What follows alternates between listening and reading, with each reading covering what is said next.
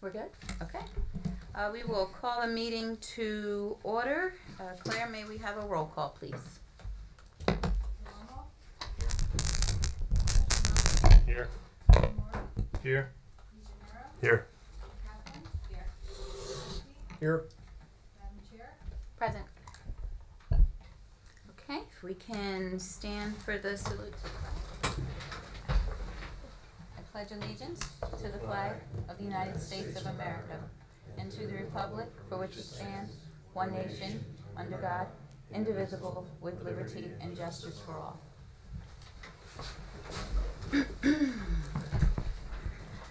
Okay, the notice requirements of the open public meeting law for this meeting have been satisfied. A copy of the notice having been sent to the Asbury Park Press and the Coaster and filed in the office of the Township Clerk on July 21st, 2023. There is an emergency exit through the courtroom doors and 2 exits at the rear of the room. There will be no smoking. No new cases will be started after 10 o'clock p.m. and no new testimony taken after 10:30 p.m. In addition, the applicant will be limited to 45 minutes of testimony. All meetings will be video and audio taped and shown on the Township of Ocean's Community Cable Channel, Channel 22 on Verizon Fios, and Channel 77 on Cablevision. All cell phones must be turned off, or if you need to make a call, please make your call outside the meeting room. We have resolutions for memorialization. Overbrook Property, LLC. Block 22, Lot 22, Overbrook Avenue, Oakhurst, bulk variance approval. Albert Palacci, Block 58, Lot 3, 430 Roseld Avenue, Ocean, variance approval. Pereira, Block 38, Lot 45, 30 Blair Court, Ocean, bulk variance approval. McLaughlin, Block 61.03, Lot 8, 628 North Edgemere Drive, Ocean, bulk variance approval. John Radigan, Block 153.04, Lot 6, 2 Watermill Court, Ocean, bulk variance approval. And I will offer. Is there a second? Second. That was Mr. Puccielli. DeGenero. The other Anthony. Claire, if you can please call the roll. Yes. Ashkenazi. Yes. Kimura. Yes. DeGenero. Yes. Kaplan. Vineski. Yes. Yes. Following cases will be carried to September 21st, 2023. Were all those people here last month? You're only supposed to call those people who were here last month and vote on the resolution. Was everybody here last month? I was. No. I was. One? I was. Okay, so their votes don't count. It's, you only call those people who are eligible to vote, for those people who voted on the actual decision. They all still pass. Yeah. So. Okay, the following cases will be carried to September 21st, 2023, to be held in the Public Meeting Room, Municipal Building, Deal and Monmouth Roads, Oakhurst. Ashkenazi, Block 11.01, Lot 3, 1036 Norwood Avenue, Ocean. Sorora Land Development, Block 20... I'm sorry, when are they carried to? Oh, we are in September. Yeah. It's up. October Okay. 19th. October 19th. And I was just going to keep rolling, and no one said anything, but that's okay. Didn't know why. Okay, the following cases will be carried to October 19th, 2023, held in this meeting room. Ashkenazi, Block 11.01, Lot 3, 1036 Norwood Avenue, Ocean. Sorora Land Development, Block 22, Lots 85 and 85.01, 280 Norwood Avenue, Ocean. Memo Investments, LLC, Block 7, Lot 51, 44 Monmouth Road, Oakhurst. And I believe the last two. Okay. And Solomon Abadi, Block 63, Lot 7, 511 Monmouth Road, West Allenhurst. And I apologize if I mispronounced this, Gareluk, Block 129, Lot 22, 1313 Garvin Avenue in Ocean, without any notice, correct? Any further public notice. Okay, that brings us to our first case. Elon High School, Inc., Block 207, Lot 1 and 8, 1200 Roseld Avenue in Ocean, Zone R4. Applicant is withdrawing the request to permit a Judaic Education Summer Day Camp and seeks approval for an expansion of the building, number of students, and number of staff, also to modify, eliminate conditions of approval granted in 2011, to increase student limit from 160 to 250, to increase number of buses allowed, to eliminate the 50-person occupancy limit for service at the synagogue, and to eliminate the restriction prohibiting overnight parking. And we have Ms. Jennifer S. Krimko. Good evening, Madam Chair, members of the board. Jennifer Krimko from Anselgrim and Aaron, here on behalf of the applicant. As you know, we closed the applicant's case subject only to public comment and my opportunity to offer closing statements. All of my witnesses had concluded, and I do not have an intention of presenting any more tonight. Okay. Subject, obviously, unless something comes up during public comment. Okay. And I believe that we are at actually public comment. Mhm. So if members of the public would like to make a comment, I will ask you to use the microphone at this head table. And if you can please state your name and your address when you come up. And this is the time for public comment. We generally do have, as part of our guidelines, a limit of 5 minutes per person, within reason. You know, if you have half a minute to go after the 5, that's not a problem. But we try to eliminate it to 5 minutes per person, and you can't give up your time to somebody else. And unless the board feels necessary, we really don't want somebody coming back again after they've been up here. So we're a little loose on that, so be guided accordingly. Is there a member of the public who has a public comment at this time? If you do, you can please come up to the microphone at the table. At this point, they're to be sworn, Yes. but they're actually giving testimony. Okay, and if you can raise your right hand. Okay, if you can please state your name and your address. David Miller, 1203 Herbert Avenue, Ocean. And do you affirm to tell the truth and the whole truth? Yes. Okay. I just have a couple of statements that I would like to make in regard to the Leon School from the past and the present. I do have some pictures which I was told I can present to the board at the time when I make my presentation. Well, you First gotta thing. tell us what they are and who took them and what they're about. Is that gonna be after you make your presentation? Yes. Okay. And Madam, okay. go ahead. Don't object yet, you I wasn't objecting to that. I was going to ask a question, but thank you for directing me. Okay. This is not a religious issue. It's a quality of life issue for the neighbors in the area, which was very quiet till after the school was approved to open in 2011.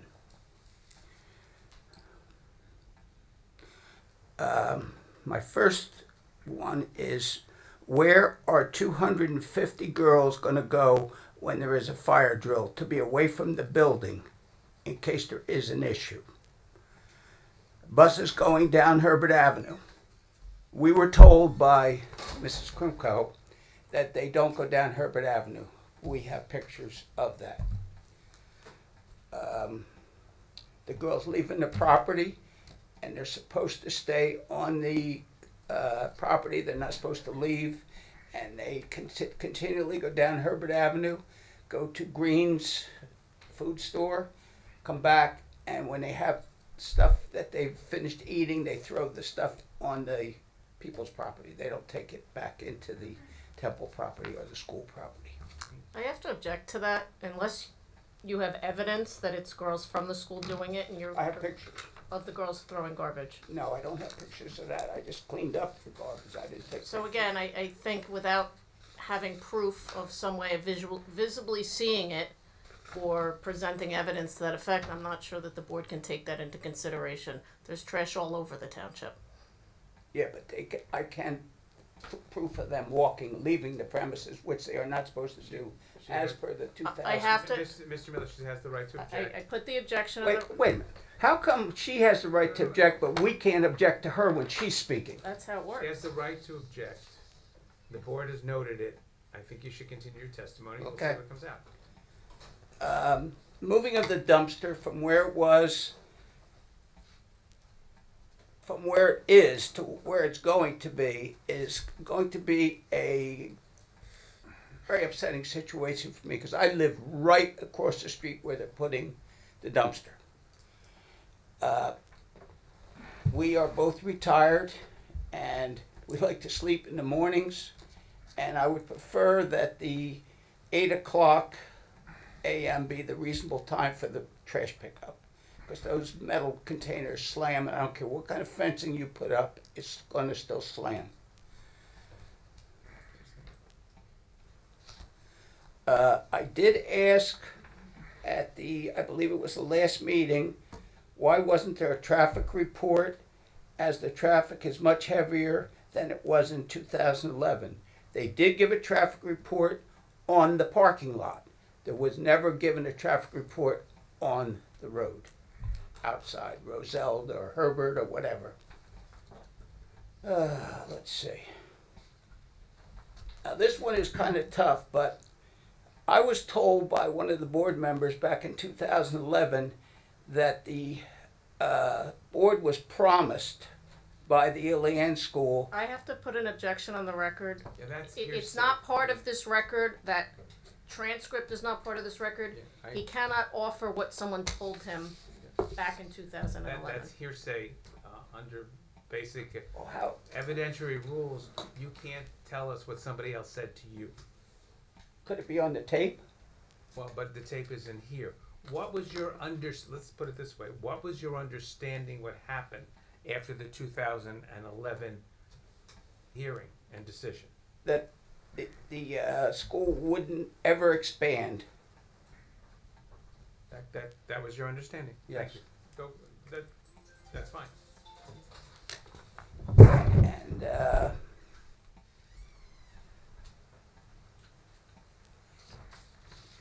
if possible, we would like to see all the buses, the Mosey buses, sent to the bus depot where I think 2 of them are going. Let them all go there. There's no need for them to be parked in the parking lot and running when they're not supposed to. And that is fact. I called Mr. Kirk and told him, and I also called the rabbi. So that's fact. And the girls walking towards Highway 35, I have pictures of it that I took. Before he presents evidence, may I ask him some questions about his testimony? That's fair. Okay. First, you'd indicated that you called Mr. Kirk and the rabbi about the running of buses. Was that during the heat wave that lasted a full week? I can stipulate to the board that it was during the heat wave that lasted a full week. And just so the board understands the circumstances, and I believe it was explained to Mr. Miller by the rabbi, there were 2 bus drivers. One was dropping the kids off. The other was waiting for him so they could leave the premises. And rather than die of heat exhaustion in his car in 101 temperature, he left the vehicle on, waiting for the other bus to empty and to drive away off premises. So that was an exception during a week's worth of 100 degrees. There is a law in the state of New Jersey, 3 minutes idling diesel vehicles. There may be a law, Madam Chair, but again, this board doesn't enforce the laws of the state of New Jersey. Just So when the Yeah, it wasn't during the heat wave. It was the first. It was 9/7/2023 at I think it was noontime. I'm pretty sure it was noontime. that was 9/7, which is my anniversary, and I was in Florida, and it was 95 degrees in Florida, and it was hotter here. Well, number one, they couldn't be waiting for the buses because it's in the afternoon. It's 12. I don't know. I don't want to argue with you. in any event, That was a very hot day. Well, it had nothing to do with heat. That was my only question, Mr. Miller. My next question, as it relates to that, you indicated that it's upsetting to you to move the trash enclosure because it's across the street from you. Were you here during? Well, I know you were here during all the testimony that the trash enclosure will actually be further from your house in the proposed condition than it is today. Is that correct? No, Okay. And right now, is there a fence blocking your view of the trash enclosure? no, Is the trash enclosure within a front yard open to the view with no buffering at all? Right now, yes. Okay. And in the proposed condition, it's being proposed behind a 6-foot fence, supplemented 10 to 12-foot trees, and behind the bus parking lot. Is that the bus parking? Is that correct? That's what the proposal is, yes. Okay.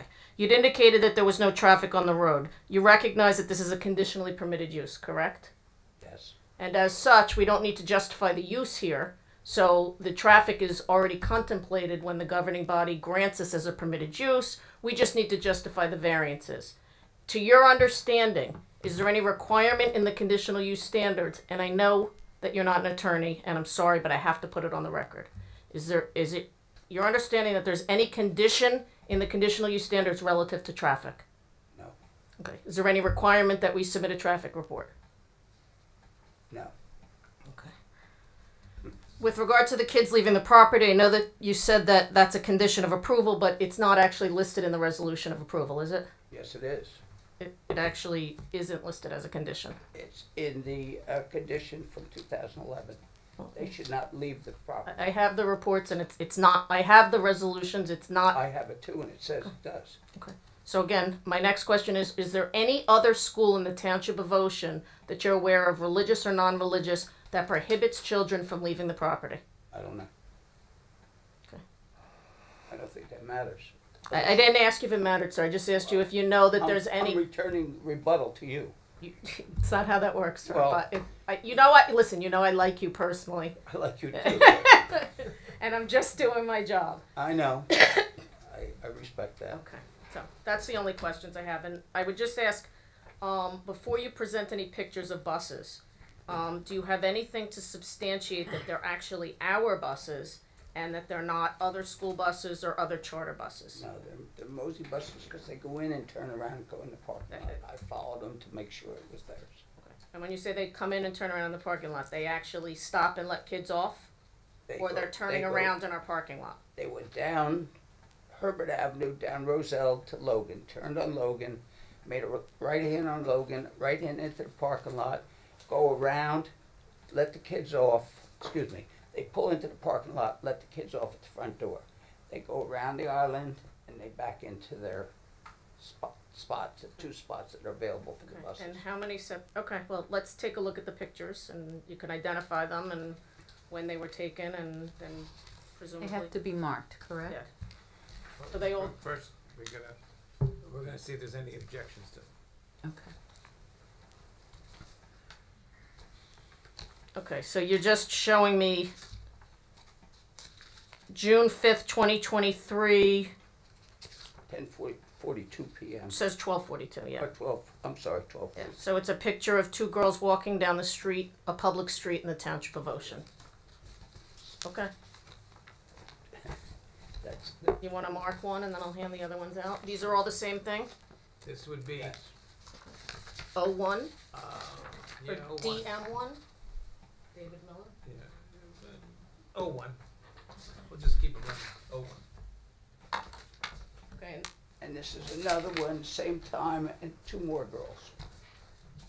okay, and just to clarify, this is Same time. the same time, and in these pictures, the girls are not throwing any trash or even No. carrying anything that I would. don't have any pictures of that. Okay, I'm just asking the question. You're just showing pictures of people walking down a public street.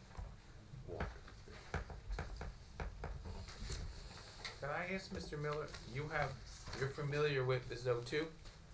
You're familiar with the resolution from 2011. Can you show Crinkle and me where it says that they can't leave the premise? I don't have it. It's in my briefcase. I mean, I have them here. You want me to show you mine? That is marked up. Oh. I just, there seems to be a discrepancy.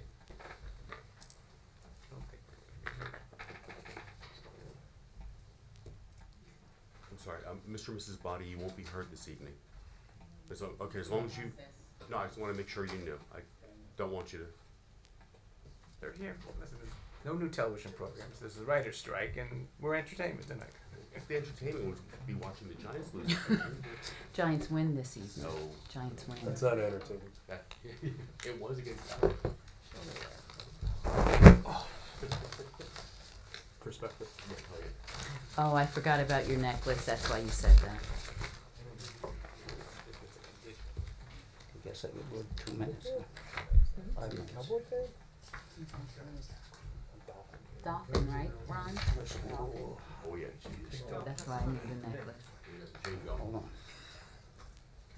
I thought it was just the dolphin you were Highlight everything. 3 years old. That's the idling. Students, students to Shall be the permitted site to- to remain in the parking lot. No. Prognosticator, you know? Shall be permitted to bring students to the Oh, site, okay, but the okay, buses okay. are allowed to remain.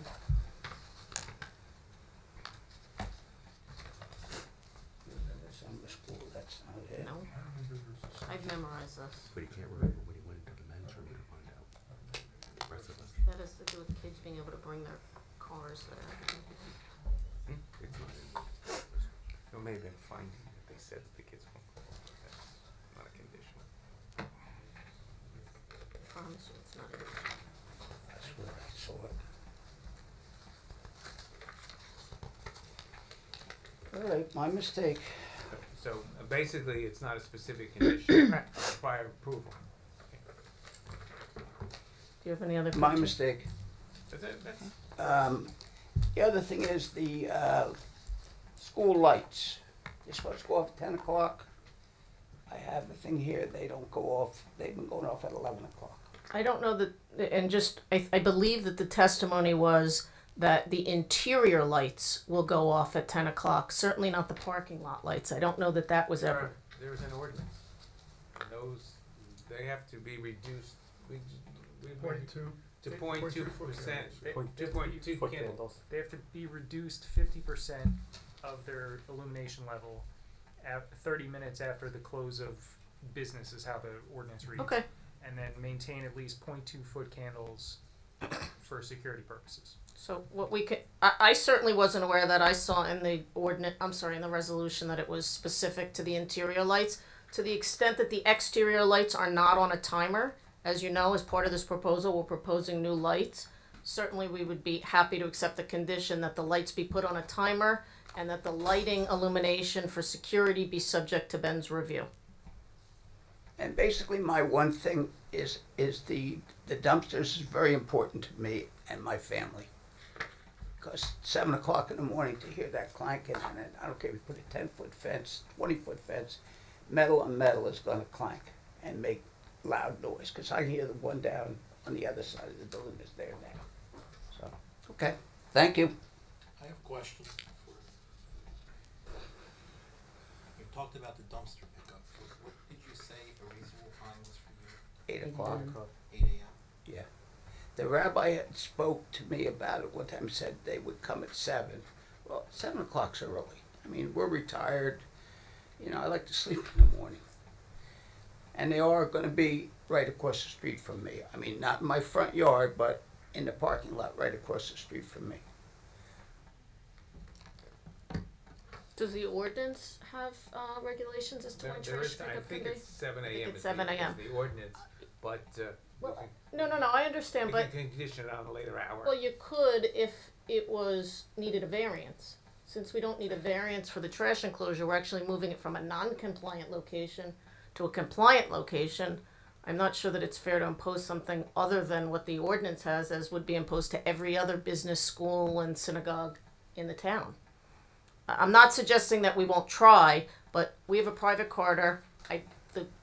The garbage truck coming can't conflict with the school buses coming. So we certainly will abide by the ordinance. How many days a week do they come? Mr. Miller would know better than me. I think it's twice a week, but if they're going to have More a lot garbage, you more think? people, and you know, I'm sure they're going to. I think they're talking about 2 dumpsters.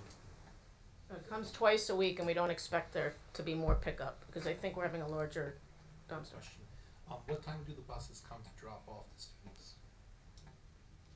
Between 8:15 and 8:30. So I have a question. If the dumpsters stayed where they are, a condition could be 8 a.m. However, their movement is not covered by the ordinance and technically could be 7 a.m. Correct, and I think the bigger problem is they can't stay where they are. We're closing. If you remember, one of the other nonconformities are we have too many curb cuts. So we're actually reducing that nonconformity also by removing that curb cut and moving the dumpster out of the front yard. What time do the buses leave in the afternoon? Anywhere between 4 and 5. Okay. Anything else, Mr. Miller? That's it. Okay. Thank you. Is there anyone else from the public that would like to make a comment? Yes, please come to the microphone at the table. And if you can state your name and your address. Eric Manel, 2101 Logan. Oh. Just give 1 minute? I'm just trying to work out the issue with the garbage. Okay. Yeah, I'll go ahead. Okay.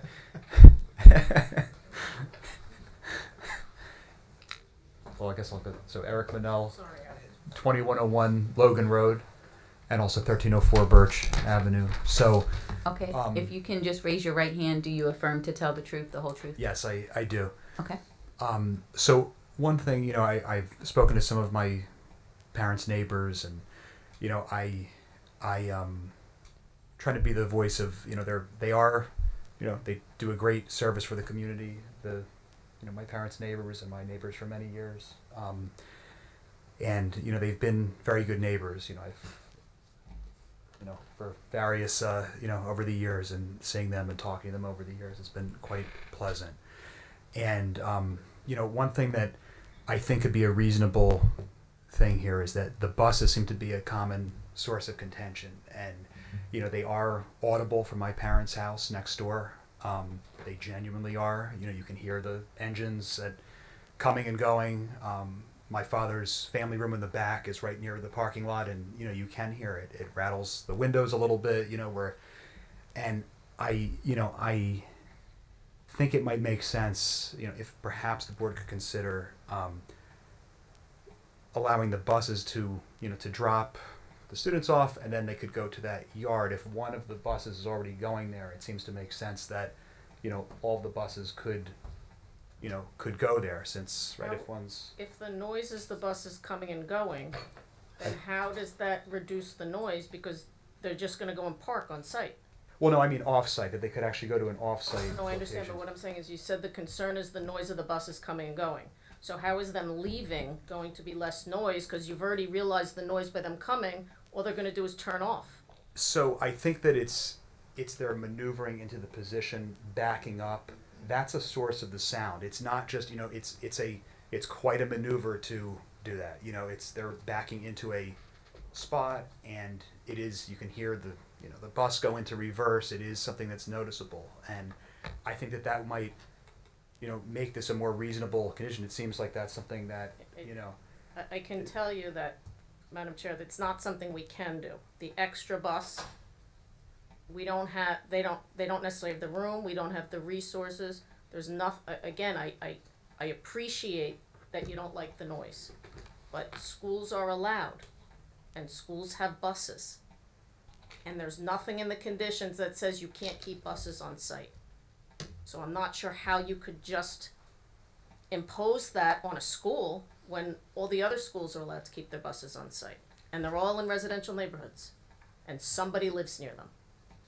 I think, though, the Oakhurst bus depot, the only other bus depot that I'm aware of, does have an 8-foot high fence.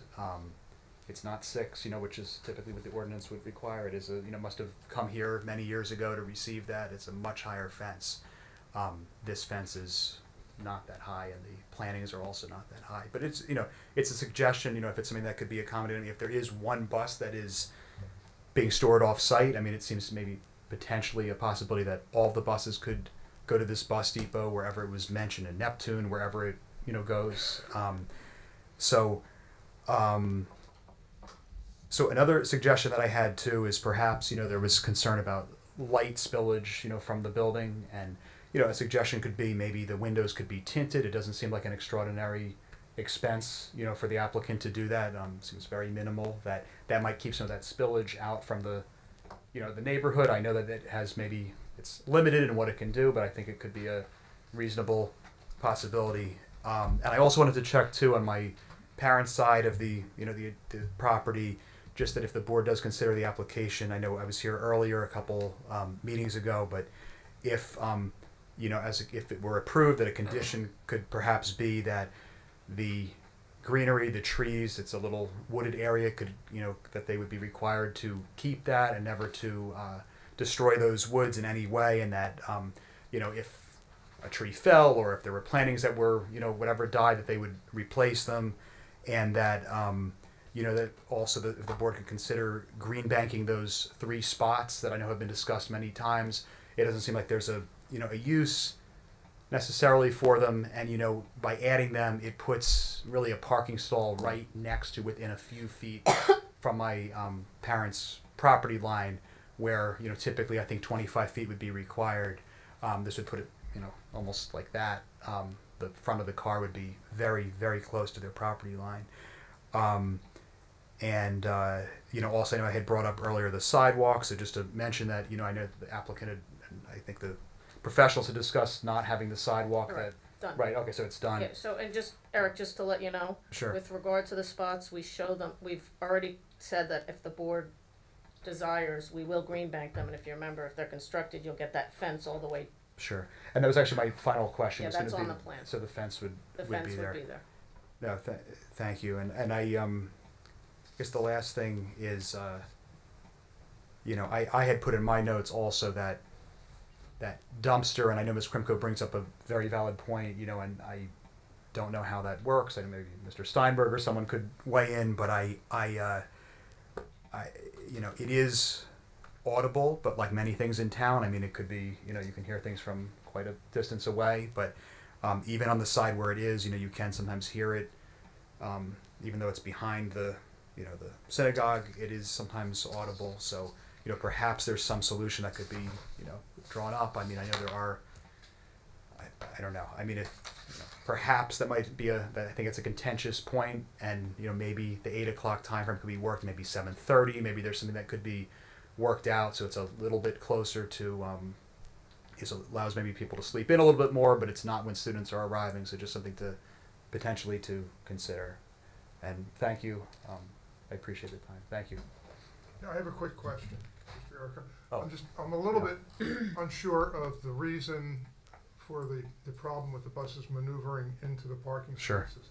Is it the engines, or is it that they beep when they're in reverse? So- It's the beeping sound? Yeah, so you can hear that sound. The beeping It's sound? yeah, and I think that some some bus parking areas, they don't necessarily back up into their Yeah. spaces. This sound is audible, and you can definitely hear it. I mean, you can almost know if you're in that part of the house at that time. You know that the bus is there. And again, I hear what Ms. Krimko says. There buses do come in and out of schools. I mean, it's not certainly uncommon for And that. it's not at 7. Right, and it's not. So I mean, it's not like at 3 o'clock in the morning. And I know that Mr. Miller likes yeah. to sleep in, but I imagine he's up by 8:30. yeah. Yeah. So anyway, that's Okay, I just so- wanted some clarification on that, because it wasn't, Yeah. I thought I knew what you meant, but I don't think it was really clear on the record. Yes. No. Thank you. Okay.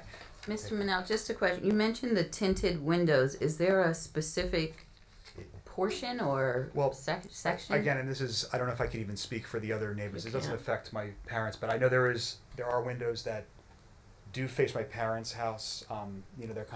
They're like the peak of above the sanctuary area.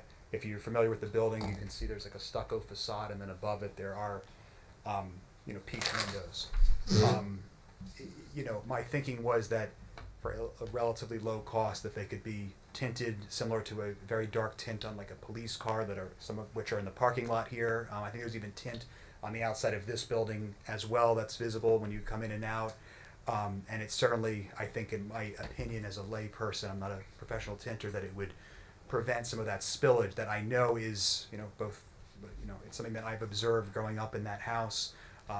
Even before they owned the property, this particular applicant, when there was something going on in the evening, the lights would be on in the sanctuary, which they're perfectly, of course, entitled to do. But the light does spill out, and it is quite Can I just, prominent. Yeah. Eric, when you say spill out, I know you sat on this board, so Yes. you know all about light point analysis and everything else. Yes. When you say it spills out, it's not there aren't foot candles extending onto your property on the ground. You just mean you can see it. It is a good point, and yes, that You can see it. you can see it. So you see a light on in a building, but you're not alleging that we somehow are violating the lighting ordinance, that there's actually light spillage on the ground above the allowable foot and candle. Ms. Krimko, I do. We're on the same page there. I think what my point is that it may Visible. alleviate, right? It may alleviate some of the concerns, similar to how maybe a sign that's illuminated might, since the windows are so large, it's like that. It's like looking at a sign on Route 35. Yeah. Is the light protruding onto your parents' house?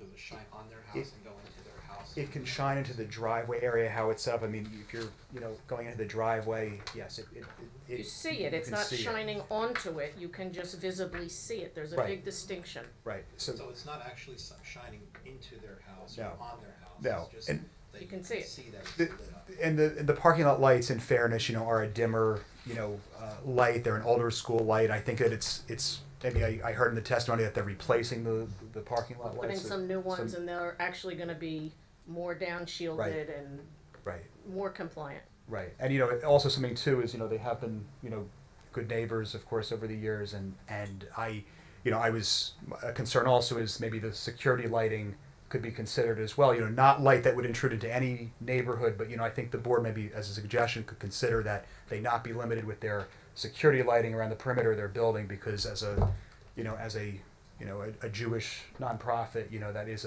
certainly a concern. Security concerns are paramount, and it wouldn't be. Yeah, as I said, Yeah. I'm happy to work That- with Ben to his satisfaction for security lighting.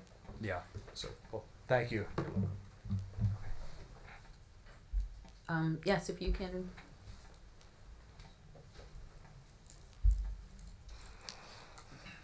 State your name and your address, please. Sure. It's Joe Silvera, 17 Marissa Court, Ocean. And if you can raise your right hand, do you affirm to tell the truth, the whole truth? Yes, Okay. I do. So, I live right off of Logan Road. I've owned my home since 2019. And before that, spent my entire life living off of Roselle on Surrey Lane. So, 39 years, I'm an Ocean resident through and through. I've driven down this block and the surrounding blocks, like all of us have, 10,000 times maybe. And I just feel very connected to this street, and my connection to it's only getting stronger as I build a family. I want to share my feelings about the school, the expansion, and the synagogue, because we're talking about that as well. In my experience, Logan Road has always been a busy street.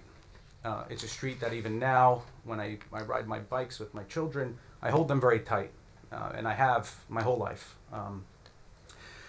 I never felt the school to be a nuisance or have any major impact. I knew it was there. I don't have any kids that go there. I knew they were operating the school, but I never really paid much mind to it. With regard to the expansion, I was curious about this, not only as a member of the synagogue, but also as a member of the area. I wanted to see what was happening. And I attended the first session and the last session, and I was impressed with the thoroughness with the plans and the considerations and the kind of the changes that were made based on people's comments. So the sidewalk, the trees, the moving of the dumpster, and personally, I think that modernizing the look of a building that was built in 1960. It was before I was born, I'm pretty sure. Before I was born.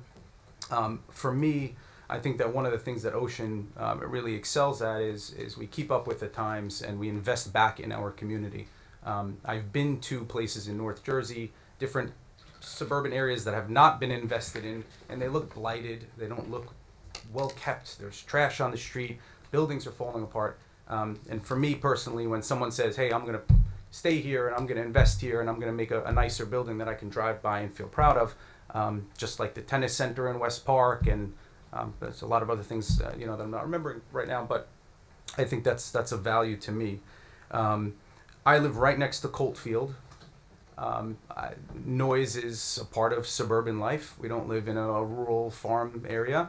And I tell everybody around that wants to move to Marissa Court, I say, it's the sound of children playing. It's the sound of laughter. It's the sound of, parents screaming and being proud of their kids. If I can't handle that, I got to move out into Wyoming, because for me, that's the sound of happiness and growth. And that's what community means to me.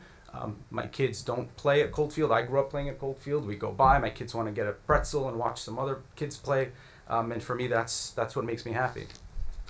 My neighbor's deer alarm does not make me happy. And I'll come back here and we'll talk about that another day. But, you know, there's good noise and bad noise. But in recent years, as the kids have gotten older, I have a 6, 4, and 2-year-old children. And we joined the synagogue at Elon. And we go every Saturday. Okay, we don't go Friday or Saturday night. But having this kind of revitalized congregation has been a boost to my quality of life and my neighbor's quality of life. We take the bike paths on Logan. Thank you for whoever did that. We say hi, wave to everybody. The neighbors let us cross. Maybe we can get a crosswalk one day. But it's kind of the say hi to everybody on the way to. It's just a very warm feeling I get every Saturday morning with my kids to go by, and I never had a bad experience in that. The kids look forward to it every single week. They won't let me miss a week. They have a safe, positive place to gather, worship. They learn leadership. They have little jobs. They got to help clean up the toy. There's things that they look forward to each week. They've been socializing a lot more and making new friends with some of our new neighbors in the synagogue. So that's just, I want to just share my experience with it because it is very valuable to me. As a small kind of overnight parking, FYI, we don't really use much overnight parking. I don't know why that was ever a condition. When I heard that was a condition, I was like, what's that about? Maybe somebody thought this was something else. There's a very clear reason why we use overnight parking is, Friday night services start, then you can't drive for 25 hours. So we need 10 people to make the service, and some people ride a bike, some people walk. Some people don't want to walk both ways, so they drive their car there, and then they come around Saturday night and pick it up. So we're talking about, I don't know, our rabbi that comes on the weekend, and a few of the older people that don't want to have to, kind of trek both ways. We don't have night events. We're not doing any weddings or anything like that. It's just that group of people that typically is hustling there to get there by a certain time and wants to park instead of walk. Thank you for listening. I appreciate it. I don't have any issues with any evidence. It was a really interesting process to watch this whole thing. And thank you for considering everybody's point of view. Thank you. Darren, any other? Yes. You can please come forward to the table. Hi.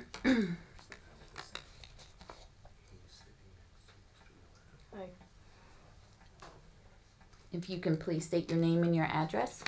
Yes, good evening, Valerie Bruno, 2301 Logan Road. And if you can raise your right hand, do you affirm to tell the truth, the whole truth? I do. Okay. Thank you. I just wanted to kind of take a moment to express my discontent with the possible expansion of the school. Because I do feel while it does offer something beneficial to our community here in Ocean Township, as far as its purpose as a synagogue, absolutely. The fact that, and I understand, per Lupa and all that, it doesn't really matter how many of our residents actually attend school there, but the fact that it's like 1% of the student body actually resides in Ocean Township seems to make me feel that it feels like an imposition on my quality of life as a taxpayer, as a resident of Ocean Township. However, I do want to move forward with, in the event that the board does approve the expansion, I do have some requests. As far as what's been mentioned already, the busing, I do believe that all of the buses should leave the property. It was already the moving party basically said here today that there are days and times where it might be appropriate for the bus to idle. It is against the law for the bus to idle. If it's not 90 degrees for 15 minutes, if it's 90 degrees out, it's 90 degrees for the whole day. So what do we have, a bus breaking the law, idling all day long? It doesn't make any sense. And to tell a bus that they can't idle when they need heat and air conditioning, you're talking about, violation of employees' rights and OSHA standards. So, I mean, again, no matter how you look at it, if any buses remain on the property, it's clearly a violation of at least one law, if not several. So I would ask that the board include the condition that all buses must leave the property after drop off.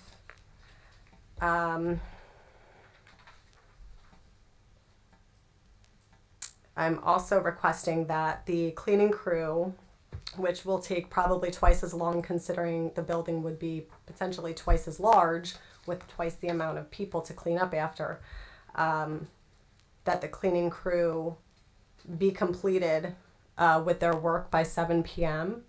in the evenings, so that everybody can have, because the cleaning crew is quite noisy. I will say, again, 2301 Logan Road, I am directly next door. There's just, the street. So I'm right there on the north side of the building, and it actually is very noisy with the cleaning crew. Between their talking, they're lifting the dumpster lids, because it's not just the dumpster lids that come up and down the twice a week that the dumpsters get picked up. It's also the cleaning crew that I think is their daily, maybe. I believe it's daily. I haven't noticed any patterns, but it feels like every day you hear them. So anyway, when they're taking the trash out from inside the school every day, they lift up the dumpster lid, throw it in, and you hear it. So I think 7 p.m. is a reasonable time to have them done with their duties, or, and my other request would be regarding the light pollution, the light spillage that was referenced earlier. Again, to my knowledge, the light spillage seems to be completely surrounding the building. I'm not exactly sure. Again, I'm on the north end. I know it definitely spills out over to the east end and the north end for sure. And it's, it's commercial lighting. It's a commercial building. It's commercial lighting. It's not the same as my neighbor having their kitchen light on. It's definitely not. And I can speak to that. Again, I'm giving testimony as someone who lives right next door. And I understand, Ms. Krimko, you're doing your job. You don't live next door to a commercial building. Or do you? Probably not. And I do. So it does. It impacts my daughter's sleep patterns because her bedroom window is right there. My daughter does require ADA accommodation. She is a student. And I would ask that if this is, yes. Yeah. Does the light spillage go into your home? Yes, it does. So it protrudes through your window? There's only one window facing, so it's just one window, but it's one bedroom. And it's my daughter's bedroom that is impacted. Thank you. Thanks for asking. I didn't want to interrupt you. I'm sorry? Who just said what? Someone from the back said Someone said buy a shade. Who said that? Was that you? That's so funny. This is your business. Of course. You're trying to double your revenue. I have to hold on. I have to put an objection on. This is a non-for-profit organization. This is not a business, and there's no owners to it. So, respectfully, you're not telling the truth. Come on. Okay. Ms. Bruno, please continue. We don't. Thank you. So, I do have curtains in my daughter's room, but it's not my job to make accommodations for a business next door, especially one looking to expand by 100%. Okay, it's not my job to accommodate the business. The business should be accommodating me as the neighbor because they're asking to impede and infringe on my rights and my home and my privacy and my daughter's sleep. So yes, I'm asking that the school, if allowed to expand, be required to have some sort of tinting on their windows, as well as some shades that would be put down manually by the cleaning crew at the end of the night, or somebody, whoever's shutting down. If there's no cleaning crew that night, the principal, whoever is the last adult in the building. I also ask that, and timers can be thrown off by power outages that's happened. The lights have, and this is actually in the 2011, it is a condition in the 2011 resolution that the lights be on a timer and that they're out by 9 p.m. It's actually 10 p.m. 10 p.m. Sorry, but they're not. It happens many times. I didn't print out pictures because it really doesn't matter probably to anyone. I'm here giving testimony. I swear I'm under oath, whatever. I have pictures on my phone. The lights are, I'm sorry. What time does your daughter go to sleep at night? I mean, she's in high school, so she's probably about 11 p.m. But if she's not feeling well, she wants to go to bed at 7 p.m. What time do the lights normally turn off where they're not protruding through your window? I have to. They're supposed to be out at 10 p.m. And as of late, since this hearing has started last spring, they've been, for the most part, out by 10 p.m. But that's not to say that I don't sell my house and someone moves in with a 3-year-old next month who is going to bed at 8 p.m. So the time of day that my daughter goes to bed based on her age. Madam Chair, considering the 5-minute mark, rather than go back and forth, can we have Ms. Bruno finish her comments, and then I have a bunch of questions for her based on her testimony. Okay, please finish. Thank you. All right, and so just to finish up, the last thing I would ask is that, two last things is that I would ask that any construction, again, if permitted to expand, that the construction be limited to occur between the hours of 8 a.m. and 5 p.m. Monday through Thursday, and 8 a.m. and noon on Fridays. No construction on Saturdays, Sundays, or holidays. And the final thing I am asking that, again, if the school is permitted to expand, that the board consider imposing sanctions or fines on the owners for any violations of the conditions from not only this agreement but also anything incorporated from the 2011. This board has no jurisdiction to fine. Any complaints you have to go to code department. We're not in that business. The board is not in that business. You can go to the code, and then you can have them issue a summons, and they have the ability to impose fines. But it is true that in a resolution there could be, it's any agreement, there could be an imposition of fines. We have no jurisdiction for that. I work in a court of law that I have no enforcement or jurisdiction. I draft agreements, court orders with sanctions and fines, and I don't have any way of enforcing. So how would anything be enforced then? You need to make a complaint to the code department if they're in violation of the resolution, of the site plan, or anything like that. Then the code enforcement department will have to issue a summons, and that would go through the municipal court. So, okay. We're way past. Ms. Bruno, do you have Okay. any other comments? No. Okay. Just one question first. So you mentioned the cleaning crew. Is this multiple times a week? Several times a week. It's continuous noise after 7 p.m.? Yes, ma'am. Yes. They're in and out of the building, so it's not nonstop noise. It's noise for a So few you minutes. hear they noise go in like and out. building doors closing or... Yeah, large, indoor dumpsters, that like janitorial type of garbage dumpster things. So it's the dumpster They're noise. Billing in and out from the doors. Yeah, so you can hear the large double doors open. Again, this is a commercial building, so you have these commercial doors opening, these commercial. This is an garbage cans institutional wheeling building, out. Madam Chair. This is not a commercial building. This is an institutional building. Okay. So you'll hear them wheel it out, lift the dumpster, throw it in, slam the dumpster On average, shut, how wheel many it back. times? And Doesn't talking. matter. I'm sorry? On average, how many times a week? I would say at least 3 times a week. Yes, Ms. Crimpo. you Okay, had couple questions. questions. Ms. Bruno, when did you purchase your home? 2019. Okay, and the school was there, Yes. and the synagogue was there. Yes. And you purchased your home knowing that you were purchasing it adjacent to this institutional use.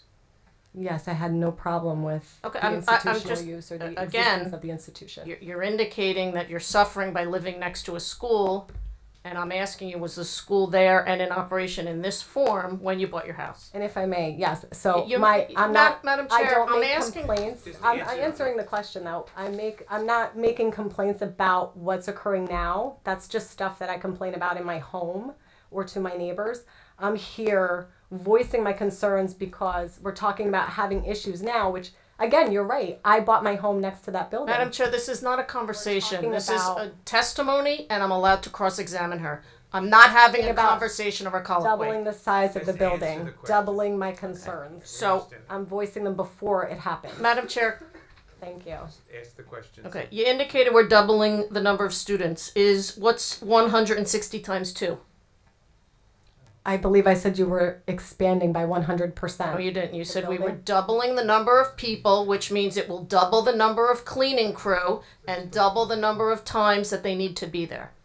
So again, what is 160 times 2? I don't do math. 320. Question. It's 320 for the record, and Okay. we're asking for We're an increasing. But if I may finish, and we're asking for an increase of 90 students over 160, is 90 100% of 160? We're increasing. Okay, well, you indicated you're sworn under oath and you're making statements, and I'm clarifying it. You indicated that you have no problem with the synagogue, and your problem is that this school only serves 1% of the community and it affects your quality of life. If this were. I didn't say that. You did say that. You did say that. No, I said 1% of the school is residents of Ocean Township. Correct. That's That does not mean that it serves 1% of the community. It's two different statements. If we're talking, right, you wanted to get into it with math, I'll get into it with linguistics. Okay. So, again, you'd indicated, so if this were a school that 100% of the students lived in Ocean Township, you would have no objection to this? I'd have less of an objection. Okay, so understand where it's coming from. You indicated you want to limit construction and you made up some arbitrary times and dates. Does the ordinance have anything that limits construction? What ordinance? The town's regulations. I'm just asking that there not be construction. Okay, I understand that, but again, it's just based on what your preference is, not based on any rule or regulation. No, just my preference. Okay. And you'd indicate that the light is protruding. So again, is it that it's shining into the room and casting a glow, or you can see it from your daughter's room? It is casting a glow into the bedroom. Okay. And is this and into the backyard. Is this the outdoor lighting or is this the indoor lighting? This is the indoor lighting. So, well, I can't be sure. I mean, I'm not a lighting so expert. You'd but- indicated that it's a business, so it's not regular residential lighting. So is the lighting in here so much brighter than that which would be in a home that it would cast a light 50 feet away?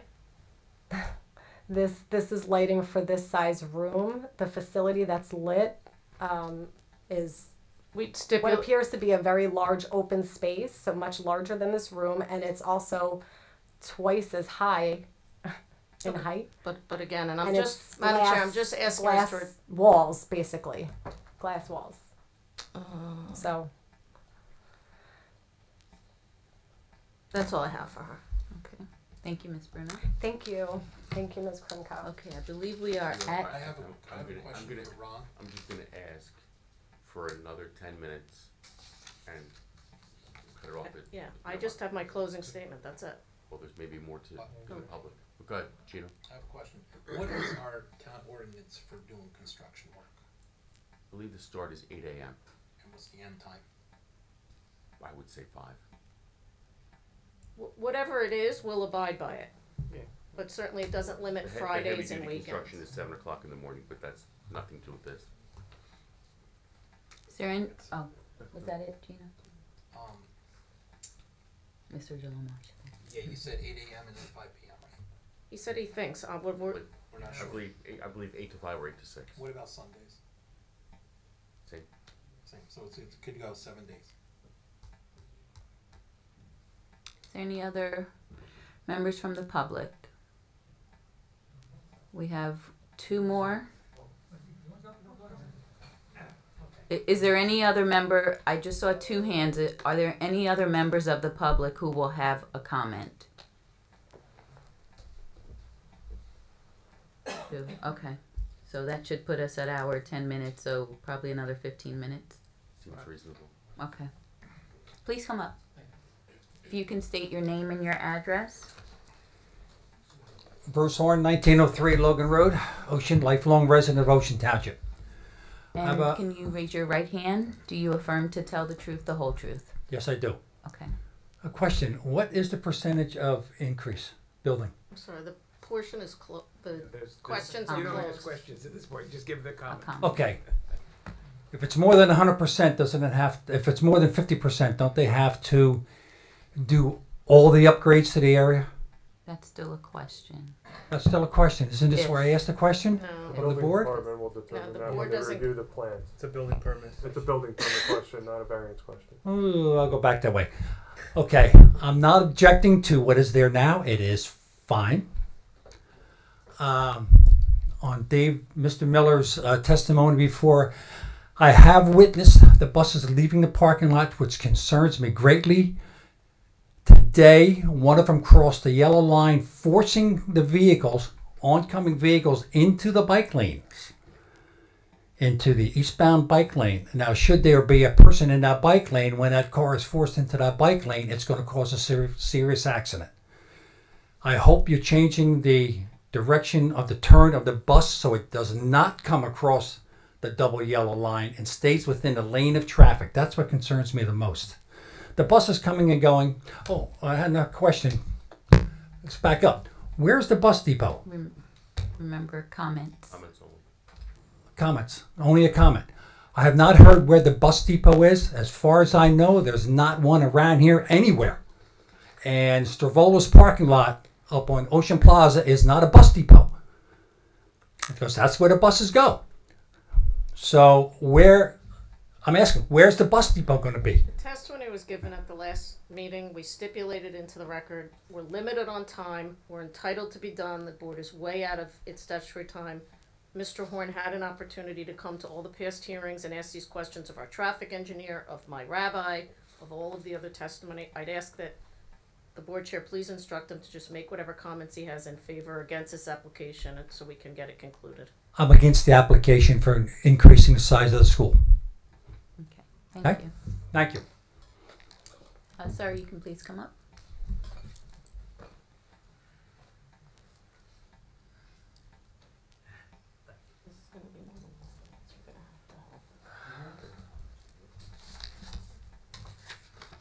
Hello. Back again. My name's John Waldron, 1207 Herbert Avenue. Okay, and will you raise your, thank you. Do you affirm to tell the truth, the whole truth? Yes. Okay. Okay, I sort of wrote a statement. Okay. But I think even before I say that, if I can just say that I've been here in that house, our house, for at least 40 years, way before the school was around. My grandparents and father and uncles built the house 70 years ago. So I have some connection to this area too. But let me just get to the statement. First and foremost, this is about a school, not a particular religion, a school that shoehorned itself into a quiet neighborhood without regard for that neighborhood. This is about a school that agreed to certain terms and for the last 12 years has totally disregarded those terms. The reason that agreed upon rules were established was to be less impactful and more respectful to the neighborhood.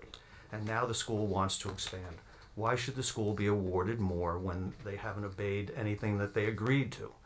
Why should the school impose an even greater stress and non-beneficial routine on the neighborhood?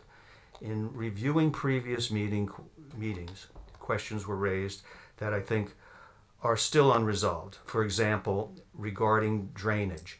In the June meeting, I mentioned drainage pipes being rerouted to Logan Road and expressed concerns that the storm drains may be overtaxed.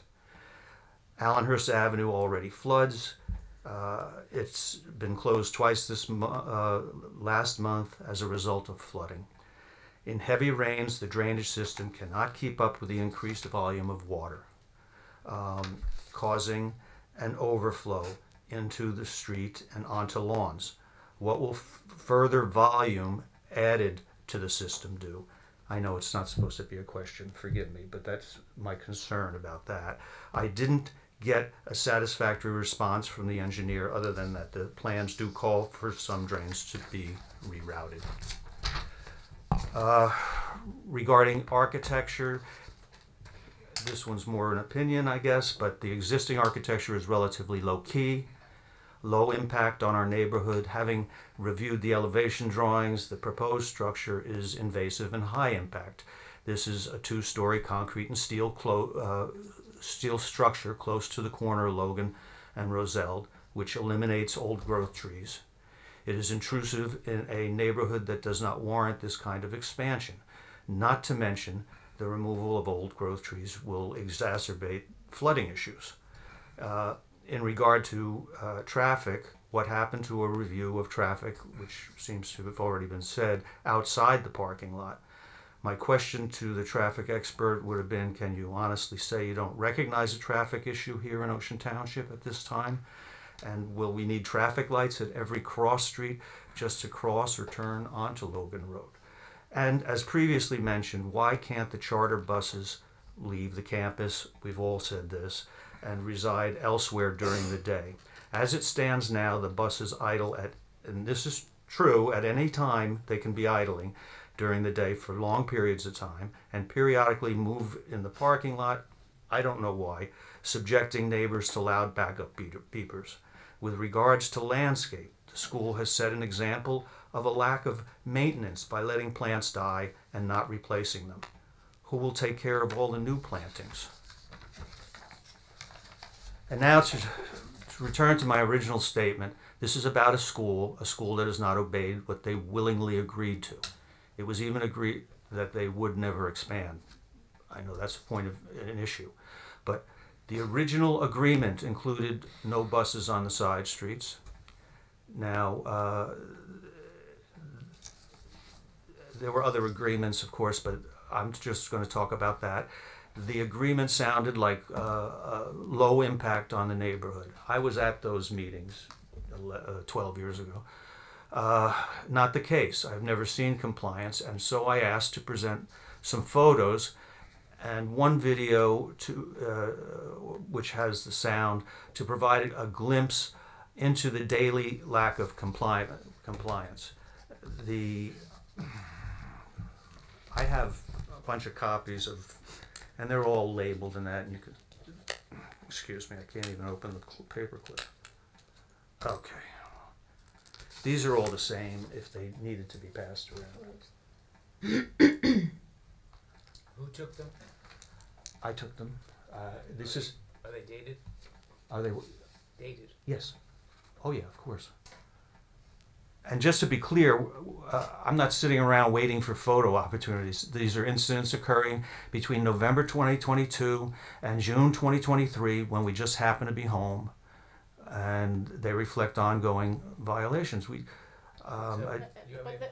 And again, my only objection is this board isn't an enforcement board, and if there were violations, this isn't the place to address them. These should have been taken. I understand. I have an objection to going to evidence. I'm not sure what the value of it is. Well, the value is this is what he saw, and he feels that this is that his quality of life will be continued to be affected, I assume. Yes, yes, right. That's correct. So let's mark that 03, and we have additional copies of that. Oh yeah, you can have them all if you want them. Board may want to see them. There's pictures of us.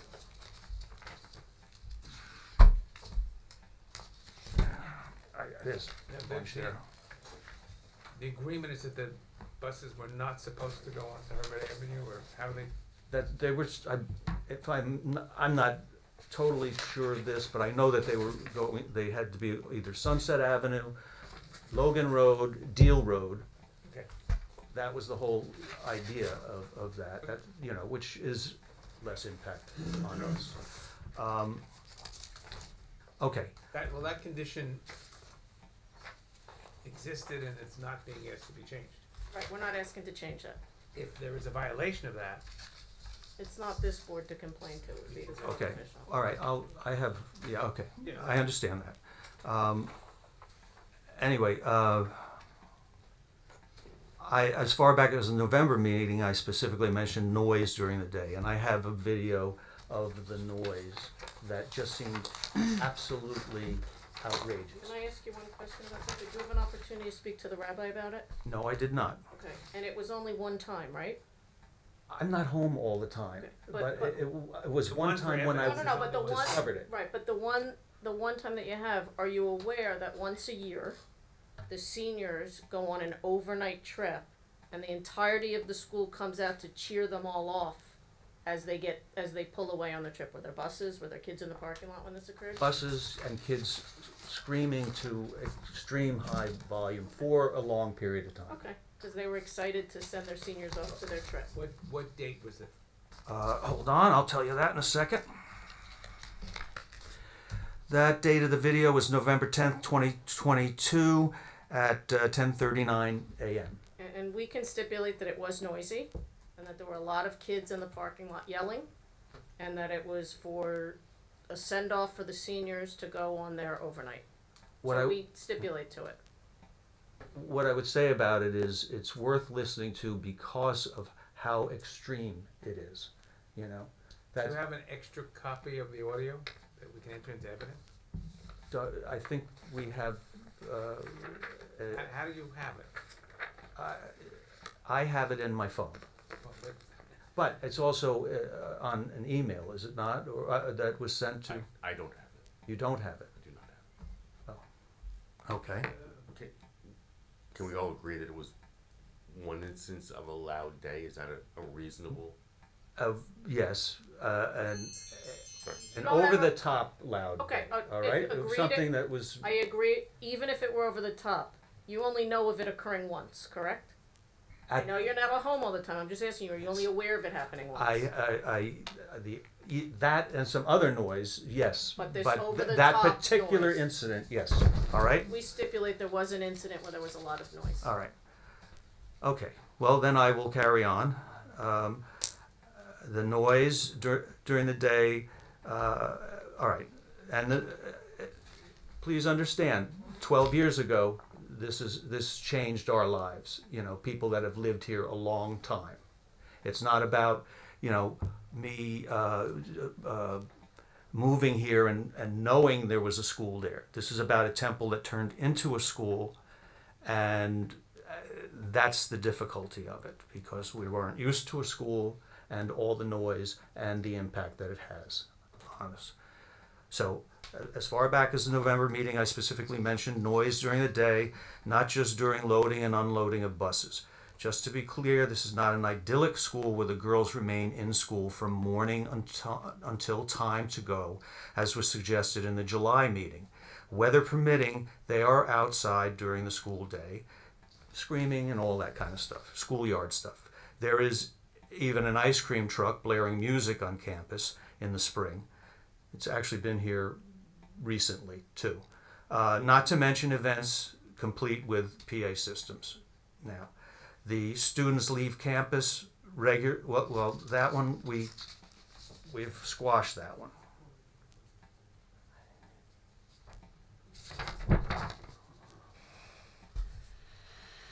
And despite the statement in May meeting that, quote unquote, Elan school buses have not violated their conditions, Muncie buses drive on undesignated streets, disregarding that agreement, the 2011 agreement. Whether or not in 2011 the school agreed to what was referred to as at the May meeting as arbitrary terms, they agreed to them, you know, and in so doing should have abided by them. Considering the record of the school over the last 12 years, what do we do if this goes through? What recourse will we have when the school can be even more blatantly disrespectful to its neighbors? If this proposal is approved, a precedent will be set that when appealing to the board, the applicant can agree to anything, but ultimately do what they want. I have no questions for Mr. Waldron. Okay, I thank you for listening. Okay, is there any other member of the public? No. No. No, there's not. This is a question, is a statement, you're saying no. Already. You said in the beginning. You've already. Got something from the prior resolution? It's up to you. You have something from the prior resolution? Yes. That, Show it to Ms. Krimko. Let me see. Let's see what we're talking about.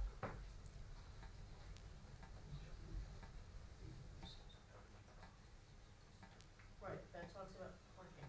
I agree with you that we're not supposed to, that But we not agree at that any dialogue. time.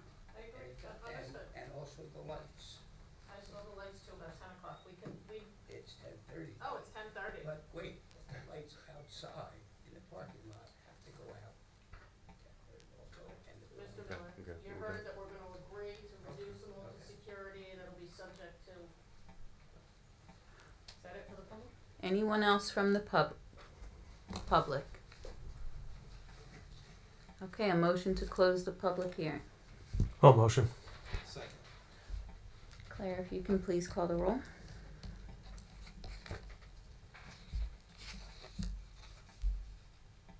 Salomo, Yes. Ashkenazi, Yes. Shmura, Yes. DeGenaro, Yes. Kaplan. Yes. Linesky, Yes. Yes. I'm gonna be as brief as possible, Before Madam. you start your summation, I believe, Claire, everyone has signed the appropriate affidavit, and everyone here has read the transcripts or attended the meetings and are all eligible to vote. Okay. Madam Chair, members of the board, before I start my prepared statements, I just want to say that I recognize as human beings, and some people might challenge it, but I actually am a human being and I actually have a heart. As human beings, we all feel for everything the neighbors said. And we want to find a way to help them. And I understand that, but you're not up there as their neighbors. You're not up there as their friends. You're up there as members of the Board of Adjustment that has to follow the statute. You have to follow the ordinance, and you have to stay within what the state and the laws give you the right to regulate. So when there was a lot of discussion about requiring lights to turn off, or not allowing cleaning people, or not allowing construction, or even, we're not asking to waive the approval, but even the original one, had I been the attorney, not allowing buses on certain roads. Those are arbitrary, capricious, and unreasonable. They're unrelated to any relief being sought, and they're not legal for you to impose. They have to be founded in the ordinance or a regulation, or be a direct impact from the relief we're seeking. So let me go, and just to address, and I forgive me, I don't remember who said it, with regard to the drainage, there was testimony from our expert that talked about we're actually only adding a nominal amount of impervious coverage. We're collecting roof runoff over what we had. We're connecting it to the pipe, and it was reviewed by your board engineer. So while I understand that he might not have been satisfied, your engineer was. And I just want to put that on the record. So I hear some people just moved here. Some people have been here a long time. I've lived in Ocean Township my entire life. For as long as many of us can remember, prior to this school use from 2011, this property contained a very active synagogue known as Temple Beth Torah. It also provided a religious school for the children of the congregation. We would call it Sunday school or Hebrew school. It was a conservative congregation, so unlike the one that is there today, people drove to synagogue on Fridays, on Saturdays, and certainly bar and bat mitzvahs and weddings, and even on the high holidays. More importantly, it was a full-fledged catering facility. It regularly hosted weddings, bar and bat mitzvahs, and other parties.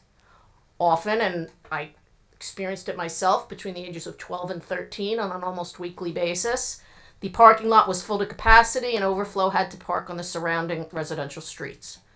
Notwithstanding the fact that all of this was going on here, there was never any zoning restrictions on the number of people who could come and pray, and there was no restriction on the number of students or staff that were allowed to come for religious education. When Temple Beth Torah merged with Temple Bethel and moved to Monmouth Road, the property was sold to the current owner, who, as you know, in 2011 sought approvals for an Orthodox girls' high school and the continued use of the synagogue. However, as you heard through testimony from the rabbi, this is an Orthodox congregation. They don't drive on Shabbat or holidays, and that's when there are the largest number of congregants attending the synagogue. Notwithstanding the fact that Temple Beth Torah had unlimited weddings, bar mitzvahs, parties, any kind of celebration, it was completely unrestricted. But even though it was far more intense, for whatever reason, and I wasn't the attorney, in 2011, this zoning board, and I don't think anybody sitting here was on this zoning board at the time, imposed numerous and onerous conditions on the Orthodox school and synagogue. And yes, the conditions were imposed to help the neighbors, but that doesn't mean that it was a legal imposition of conditions. They were limited to no more than 160 students, no more than 40 teachers and staff, no more than 50 people allowed to pray at any given time.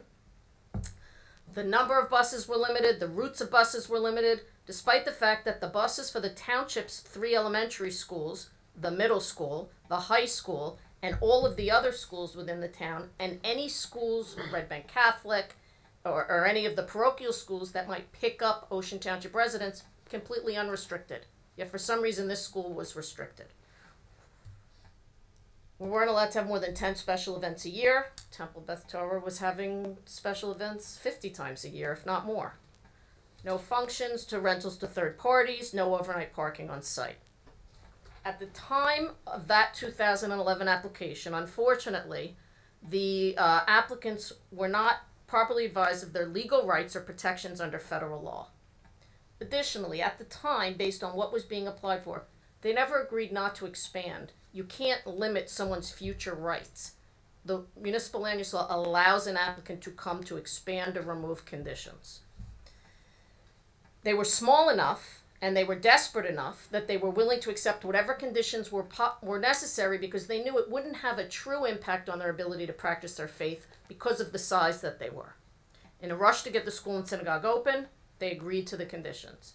Now, more than a decade later, the school population has grown and the number of residents proximate to the synagogue have grown, such that the prior conditions impose a substantial burden on the religious exercise of the students and the congregants. We're not seeking to lift all the conditions, but we are seeking an amended approval to allow us to enlarge the school building and either amend or remove certain conditions. First, we don't want any limitation on the synagogue use other than the fire code capacity. People can pray freely and openly as long as they meet all safety codes. We're asking to permit a maximum of 250 students, to allow 55 teachers or staff, to allow parking overnight on site, provided it's all on appropriate parking spaces, and to increase the number of buses that are permitted. Arguably, I don't know that the board even really has the authority to limit the number of buses any more than it would for any school, but because of the number of students we have, we know that's the max that we need. So limit it to the 4 coach, 2 full size, and 2 vans. We're not coming in and saying, give us something, we're not giving anything back. As part of this approval, the applicant is making significant site upgrades. We're adding a 6-foot-high solid fence along Roselle across from the residences and along the interior property lines, and as you heard further to Mr. Manel's, along one of the parking lots, one of the parking spaces. We're dramatically increasing the number of evergreens within the buffer area, planting trees at a minimum of 10 feet in height at planting. It was a part of our proposal. The board asked, we agreed. We agreed to replace and or supplement any trees that have died. We're adding sidewalks around the property, except for that one portion the board agreed didn't make any sense. And we're proposing to add a crosswalk to connect. I think it was Wanamassa. We're relocating the trash enclosure from a non-conforming location in a front yard setback to a fully conforming location tucked in the corner of a parking lot and out of view. We are reducing the number of non-conforming curb cuts that are along Roselle Avenue. We're agreeing, if the board so desires, to green bank the 3 new parking spaces. That's purely at your discretion. We are improving the existing bus circulation on site. As the board knows, both the synagogue and the school are conditionally permitted uses. In 2011, the use variances were granted for lot size, lot depth, front yard setback, building height, and buffer to residential. While we are expanding the use itself on a property that is now non-conforming based on the prior approvals, so we need a variance for that, the addition itself, and that's what we're here for an addition. The addition itself 100% complies with the conditional bulk setbacks, the conditional height, and the conditional height, and all of the bulk standards. So we meet setbacks, the conditional use setbacks. We're less in height than the existing building. We meet the height. We don't need any variances specific to the structure itself as it relates to setbacks or height. There is one conditional use that we are exacerbating. We have an 8-foot area where our buffer is only 8 feet wide to the residential. We're extending that a little bit to add more parking. So we're not encroaching any closer to the property line, we're just making it a little bit bigger. But in exchange for that, we're adding 10 to 12-foot trees, the 6-foot fence, and supplementing subject to Jim's review. You heard that there are objectors here, and I opened with that. I understand their concerns, but their concerns and their stated objections are all related to having a school and a synagogue in the neighborhood, what one objector called a business use in their neighborhood. None of the objections that you heard had anything to do with the specific variances that are being sought. Most of the concerns were relative to traffic impact, particularly bus traffic. Some were with regard to noise. But as you know, this is a permitted use.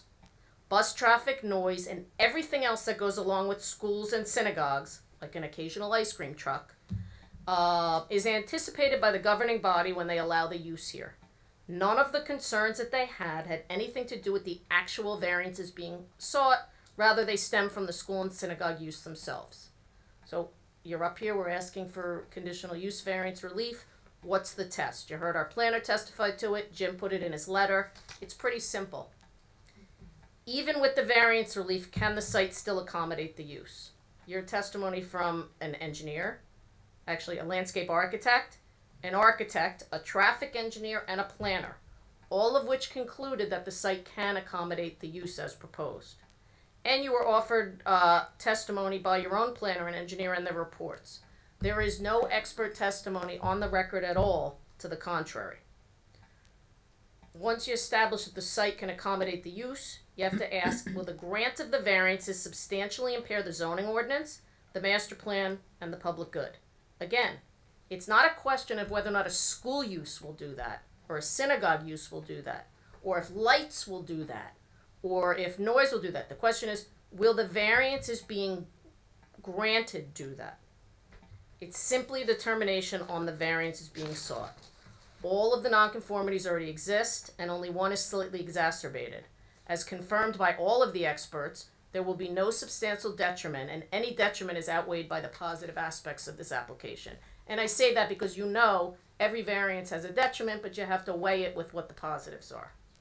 As it relates to the conditions we are seeking to have amended or removed, it is crucial to understand that these were imposed against an applicant in 2011 who were desperate to open its doors to serve the religious needs of its students and congregants. The limitations placed on this Orthodox school and synagogue are not founded in any ordinance regulation and are not similarly imposed on any non-religious schools or other houses of worship in this town. A religious school like this and a synagogue are federally protected from conditions like those previously imposed that burden their use. So in light of all of this, and based on all of the improvements that we've agreed to make, along with the uncontroverted expert testimony you've heard with regard to the specific variances being sought, we respectfully request that the board approve the application as submitted and amended through the testimony. Okay, thank you. I'm not sure. You said we're not going to do. No, I just don't understand. You're only going for one variance? No, it's one variance being exacerbated. Right. But there's an existing lot area. It's all in my, you have my Okay. notes. The existing lot area is a new variance. As it, right, but it's, It wasn't Right, granted in 2011 because it wasn't necessary. it wants to have it. What? Okay, guys.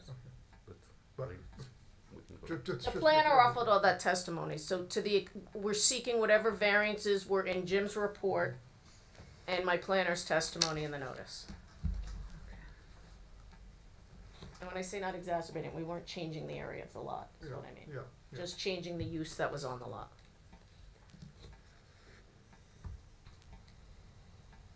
Okay. Mr. Higgins, do you have any comments? No, I basically agree with the summation. I think it's a use. They've shown that the use the site can accommodate the use despite the deviations from the variances. With conditional use, the front yard setback exists. It's not being increased. in terms of that deviation. The lot depth exists. The maximum building height, again, exists. The new addition does comply. The minimum buffer width is 25 feet is required. What exists is 8 feet. If the 3 additional spaces, parking spaces, on the east side of the parking lot are constructed, then that 8 foot would be increased by about 27 feet.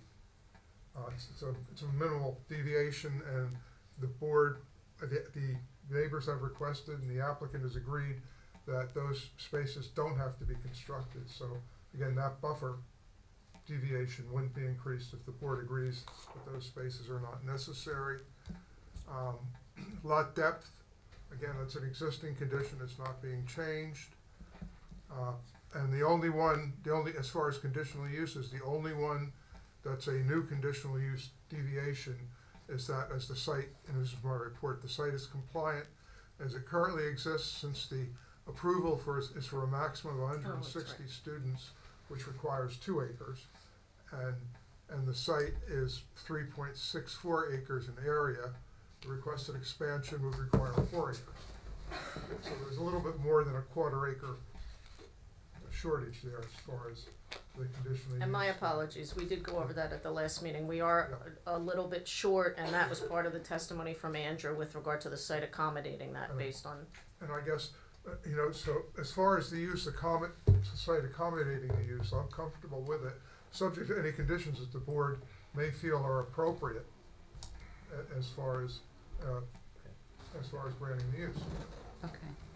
Not granting the use variance, the conditional use variance, not the use. So can I make a recommendation about that we green bank those 3 spots? I think Before that's. we do that, we stipulated to certain conditions. Why don't we go over those so the board knows them? You mean what conditions were? That we've agreed through, Okay. through the proceedings, you said, well, we've agreed to certain things. Well, I went through it all with regard to all the improvements on the plan that were moved in at the last meeting. Okay, so they're not conditions, they're already on the plans. So, yeah, they were. Okay. They were on the plans, but again. Now, didn't we agree on certain timings of light and things like that, or? We agreed to comply with what the ordinance says, which is the lights go off at 10:30. Not the ordinance. We're not asking to eliminate that condition. It's not a new condition. It's in there now. And when we found out that the timers weren't working, we went out and fixed it. As you heard from the testimony, it's generally working now. We agreed to. We agreed to adjust the security lighting per Ben. We agreed to all the changes that were testified to on the plan. We agreed to put in the sidewalk. That was all in the record from the last meeting. But they're on the plan. They don't need to be conditions of approval. They're in the site plan. They're in the exhibit that was submitted. We have to submit a site plan that matches that exhibit. Okay. Yes. What did we agree on any timing concerning the garbage pickup? No. We're gonna we're not seeking a variance for garbage pickup. We're a permitted use. We're gonna stipulate that we're gonna comply with the ordinance. However, we will speak to our. Obviously, it doesn't matter to us if we can accommodate the neighbors, we will accommodate it, but I can't assure you that we will, because I can't control them. But I know we can comply with the ordinance. What about indoor lighting turning off? The indoor lighting, we're not asking for relief from the prior approval. I believe Mr. Miller just pointed out to me it's 10:30. That's the inside lighting. Mm-hmm. Do you need to 10:30 to clean the place?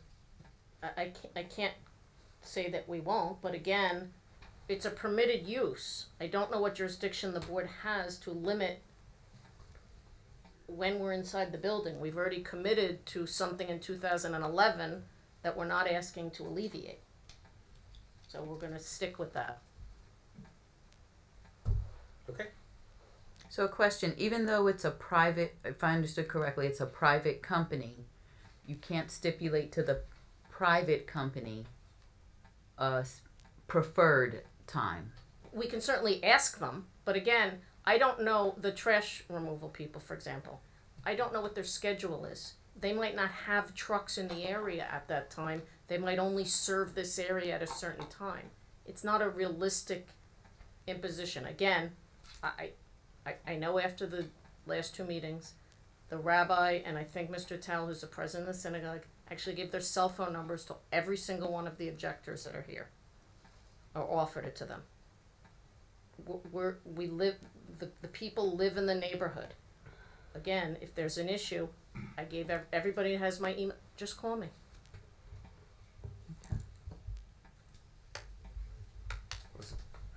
The applicant needs, or the board needs to move one way or the other to approve the application submitted as pared down, which would include the expansion of the conditional use and elimination of the Elimination or modification of the modification conditions. of the conditions as stated, and 2 variances basically. Oh, and the variances is listed in Jim's letter. Right. And then secondly, we could vote on the site plan because it's easier to present that as a separate resolution for compliance purposes. Okay, I move to approve the application with the following conditions. The first condition is no buses stay on the property after drop off of students. Second condition would be. Excuse me, Mr. Wilmo, could you have the microphone closer to you?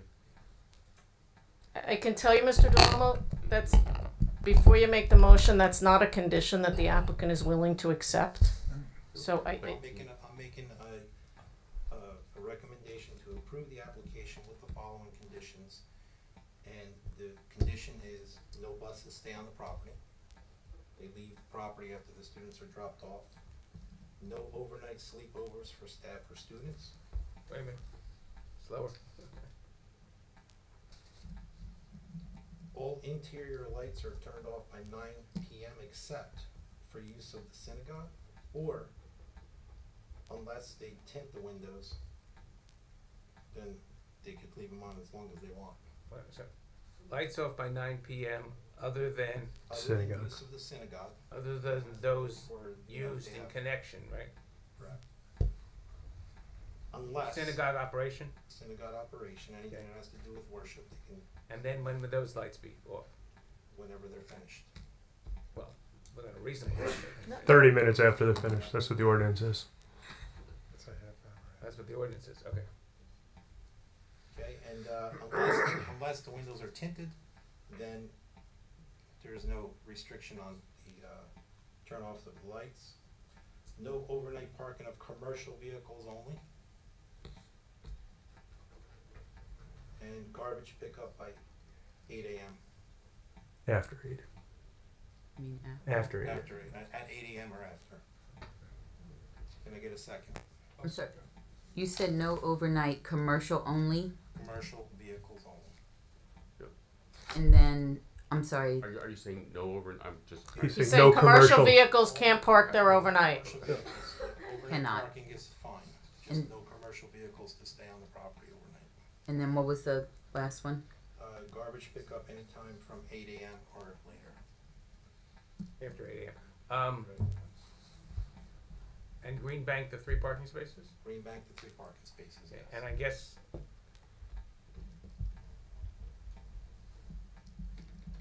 Okay, let's see if it passes, because then the site plan would change. I get a second. No second.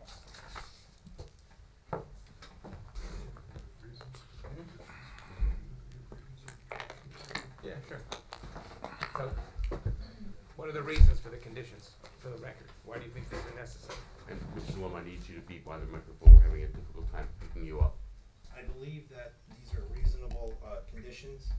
I have no problem with the school being there. I'm in favor of the school being there. I believe everybody has the right to worship with restrictions, and I believe that the conditions of the buses being there, I believe that they should go because of the inconvenience of the noise, that they can cause for the neighbors. Mr. Kaplan, could you give Mr. DeLomo your microphone? We're still having a difficult time picking him up. Is it on? There's only Just- like 9 of them up here. None of them work. I'm not sure it works. No, that works. Better. Hello. Okay. Did somebody second it? I did. Okay. Then we can put it to a vote, but I would like, as each person votes, to indicate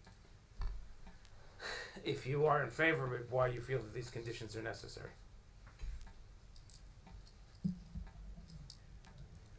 And just so the board members understand, if you don't believe those conditions are necessary, You should not vote for you the, could not vote for it, and you could make a motion without the conditions. or Or less different conditions. Less conditions or different conditions. Do you want me to repeat the conditions that he No. stated? She doesn't, but does the board? Or the board has them? Okay. Does anyone need them? Okay. Oh, Claire, if you can call the roll, sorry. DeLomo, Yes. Ashkenazi, You know what, I'm gonna ask to please just go down the list again. I have them, the conditions, okay? Yeah. I have them as follows. Okay. That the buses not remain on the property during the day, basically. Okay. They leave and they come Can I- back. Can I read over them? You wanna read them? Yeah, just no buses stay on the property, no sleepovers by staff or students on site, all interior lights out by 9 p.m. except in the synagogue, that's unlimited, and if the windows are tinted in the school, there's no limitation on the lighting. No overnight parking of commercial vehicles only, meaning the condition related to congregants' cars parking overnight has been lifted. Correct. Garbage pickup must be 8 a.m. or later, and green bank the 3 spaces that we show on the site plan. Yes. Kimura, Yes. DeGenero, Yes. Kaplan.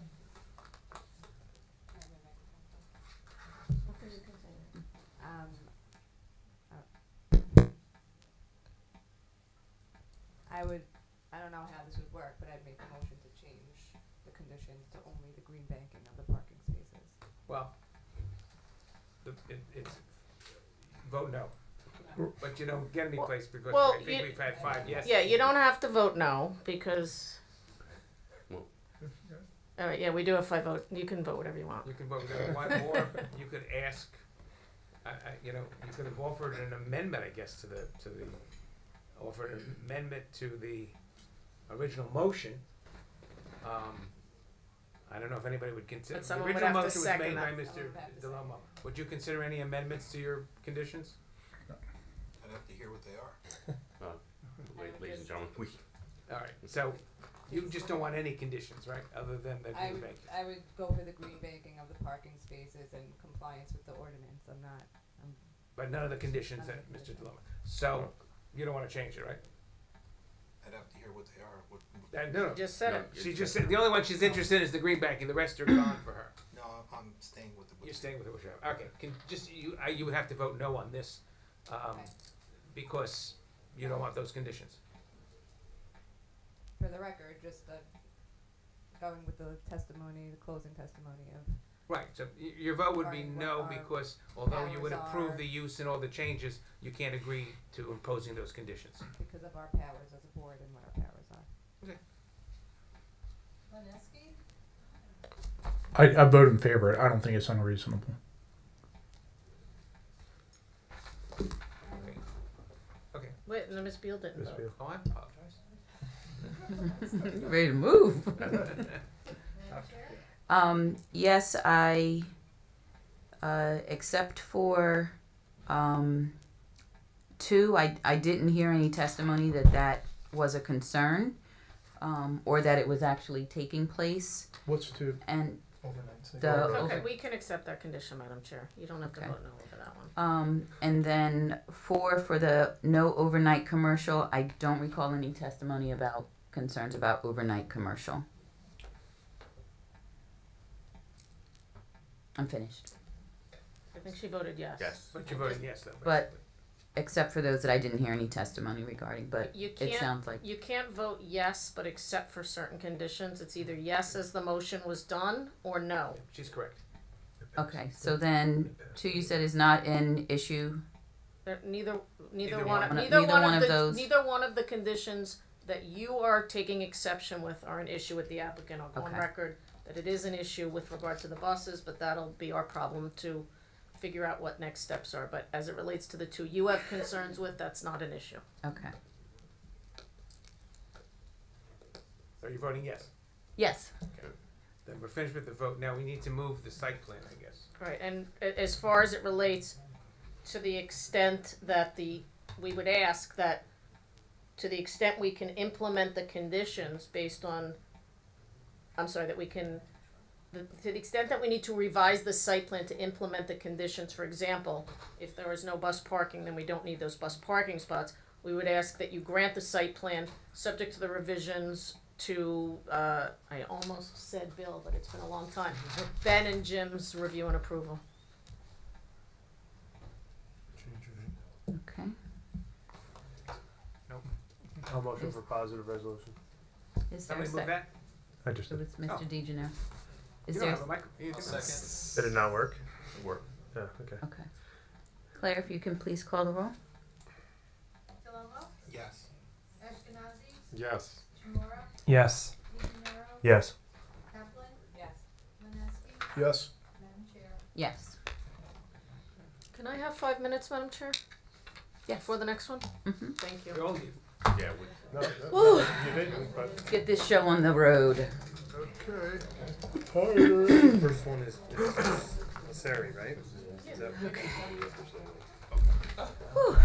Shocking. Alrighty. Well, you want to do the other one first? I don't. Entirely up to the Dr. Madam Chairman. I don't know whoever. Which one do you think is Shortest. the shortest? Well, I don't know. Why don't we ask who's here for what? She has the most enthusiasm, so I'm going to assume that you are Michon? No. No. That's my. I have Mishan and Moseri. What else is on other than Mishan and Moseri? Jason. I was just going. Tesh and Kutsubis. Kusubos, I apologize. Teich. Teich. I'm sorry. Teich. All right. Well, why don't we just get started and see where we go? Okay. These can go back for next week. Oh, hold on. Okay. You know what then? Let's just go in order. I don't know any other way to do it. Okay. I was trying to think about it. Okay. Mosery, Block 76, Lot 2, 491 South Edgemere Drive, West Allenhurst, R5. Applicant proposes to construct a 2-story addition, second floor addition, covered front porch, and raised patio. The property is pre-existing non-conforming in that it does not meet the required front side and rear yard setbacks, along with being over on building and impervious coverages. The proposed dwelling and structures are within the floodplain per the firm panel 34025C0332F. And the attorney for the applicant is Ms. Krimko. Good evening, Madam Chair, members of the board. When you read that, it sounds terrible.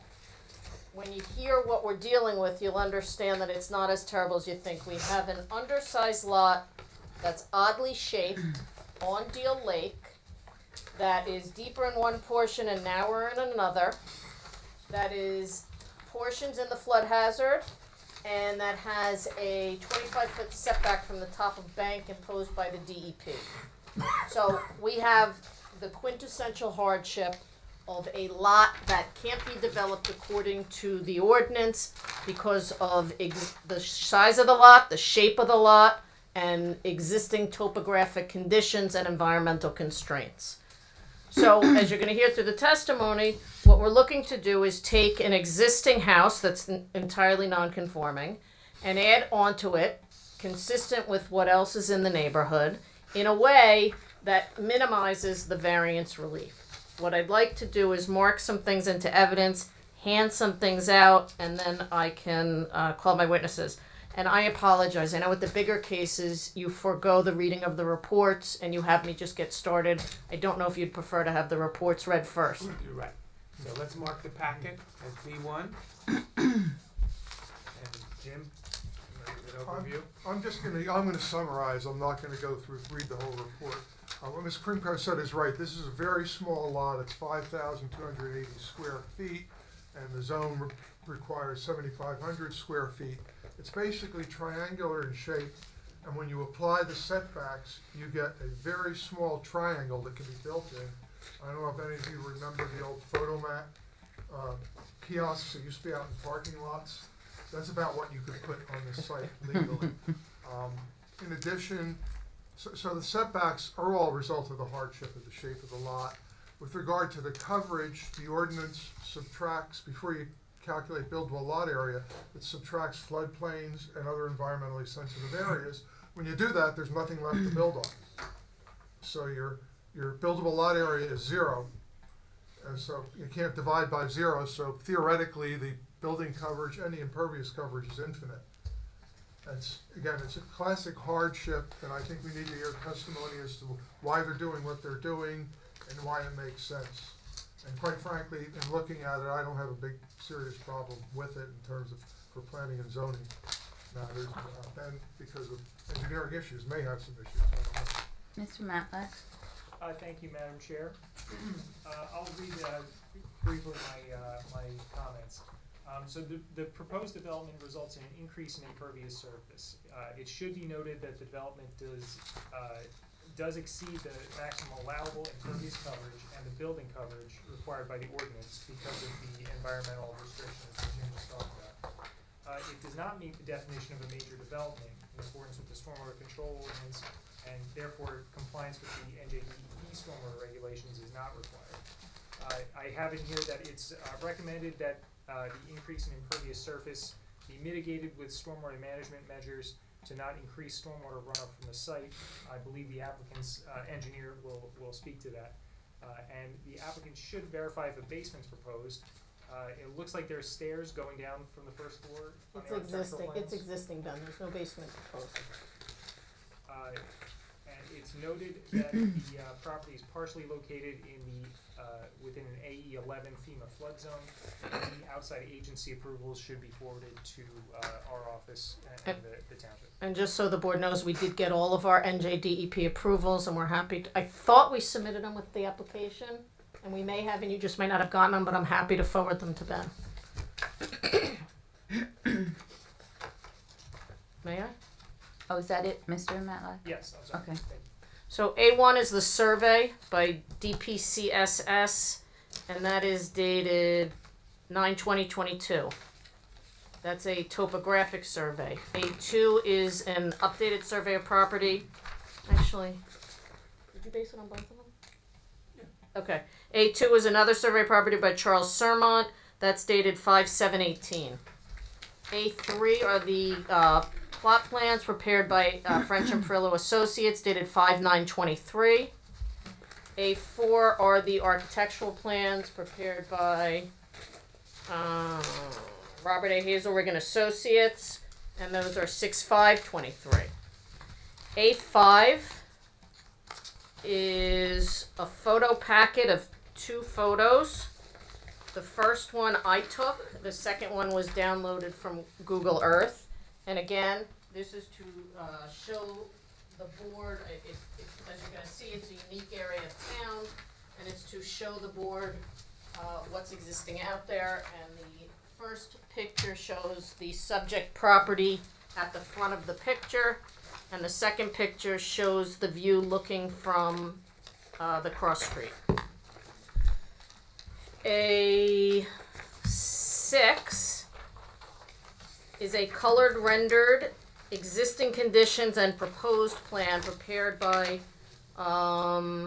FPA, and that's dated 5/9/23.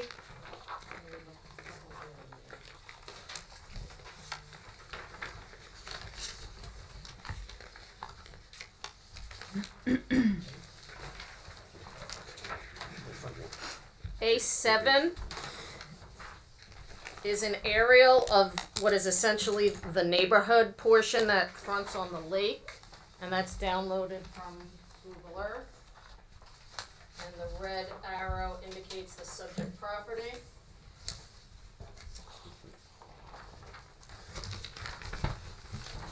And then lastly, project location plan, or A8, right? Yes, A8. A8 by FPA, and that's dated 9/21/23, and it's just a larger view of the neighborhood aerial with the property highlighted in yellow.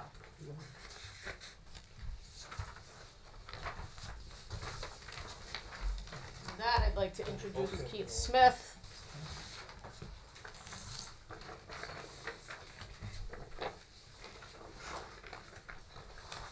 And have him sworn, and then we can go through his testimony. Mr. Smith, if you can raise your right hand, do you affirm to tell the truth, the whole truth? Yes, I do.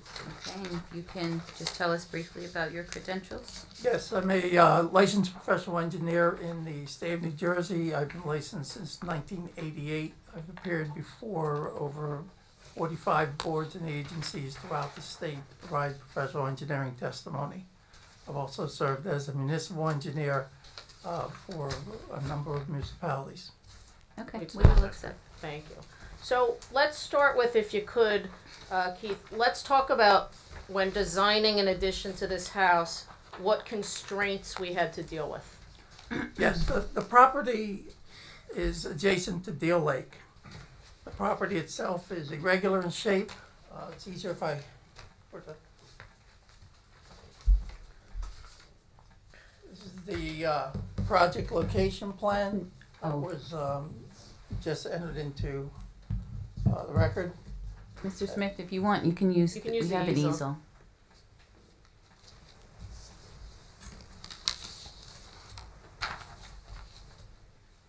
As you can see from, that has the property highlighted on. The property itself is located at 471 South Edgemere Drive. 491. 491, sorry, South Edgemere Drive. To the north of the property is a township-owned piece of property that extends to Corley's Avenue. To the east is Deal Lake. And to the south is a residential. And to the west is the South Edgemere Drive at the intersection of Laurel Avenue. So Keith, and when looking at your exhibit, I'm gonna call it the neighborhood or the context of where we are. On the east side of South Edgemere, it appears, we'll call it a peninsula, it appears. It's a peninsula that kind of juts out into Deal Lake, yes? Yes. And on that, it's small lots with houses relatively close to the front property line pushed forward because of the lake. Is that accurate? That's correct. And the township-owned lot on to our north, that's vacant. Yes. And based on the DEP regulations and where the top of Brook is there really any potential for development of that parcel? No. So it will be perpetually vacant. So even though our lot is undersized, it will always be adjacent to a vacant, undeveloped lot, which will get the benefit of it visually as well as the fact that there's not going to be any coverage on it. That's correct. Okay, and the DEP, what are the restrictions with how close we can get to the lake? The DEP has associated with the water body a riparian. Riparian buffer is a vegetative buffer. The regulations for building an addition onto a house adjacent restrict you have to be on at least 25 feet away from what they consider the flood hazard building limit. We've gone to the DEP, we've had a verification done by the DEP, identify exactly where that line starts, and the addition is set such that it is 25 feet or further away from that line. Okay. And so we're limited by how far back we can go. We're limited on coverage based on the fact that we're in a flood hazard area. So in Jim's report, where am I going to go with this? We're not bringing the house any closer to the street than it is today, correct? That's correct. And the Wait 1 second, Jeff. Could you please come towards the microphone or move the microphone closer? You're not getting picked up. Sure. So we're not coming any closer to the street than we are today, is that correct? We're existing at 4.83 to the front porch, and that's where we're leaving it. We're actually moving it slightly back because of the shape of the roadway. Okay. And the addition is set a little bit further back, the two-story addition. And if I could ask you to put up your color rendering? Yes. That's actually set back further from the street than the existing is today. That is correct. Okay. And the second-story garage addition is, the second-story addition is over an existing garage. We're not adding any footprint there. That's correct. And the remainder of all the additions are over the existing home that's there today. Yes. Okay, so we're not in with building. we're not encroaching any further into the setbacks than already exist. That's correct. Okay, and we are going up the 2 stories where now under the ordinance 2.5 stories are actually permitted. But we're only going up 2 stories. So we're compliant in height. I missed something. You're saying that you're not expanding the footprint at all? No, that's not what I said. I said we're not encroaching any further into the required setbacks. If you look at the plan in orange, it says proposed 2-story addition. But we're encroaching towards the north, which that is the side that's actually compliant with side yard, right? Yes. Okay.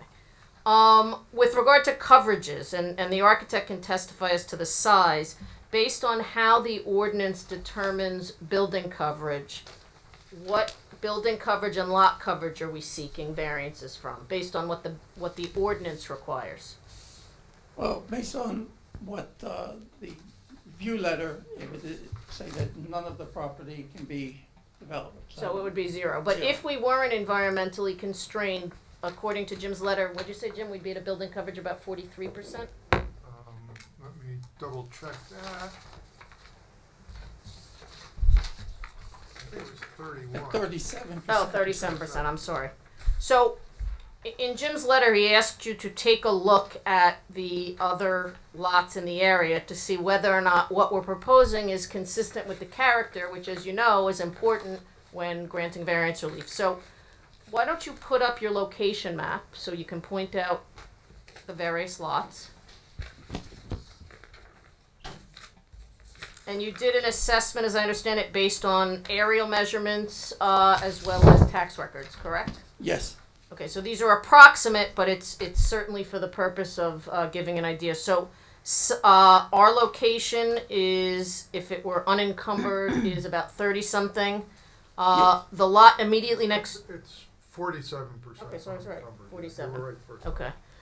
The lot immediately to our south, 489 South Edgemere, that would be at what? It would be approximately 47%. Okay, what about 485 South Edgemere, lot number 5? Would be 40%. Lot 6, 481 South Edgemere. 43%.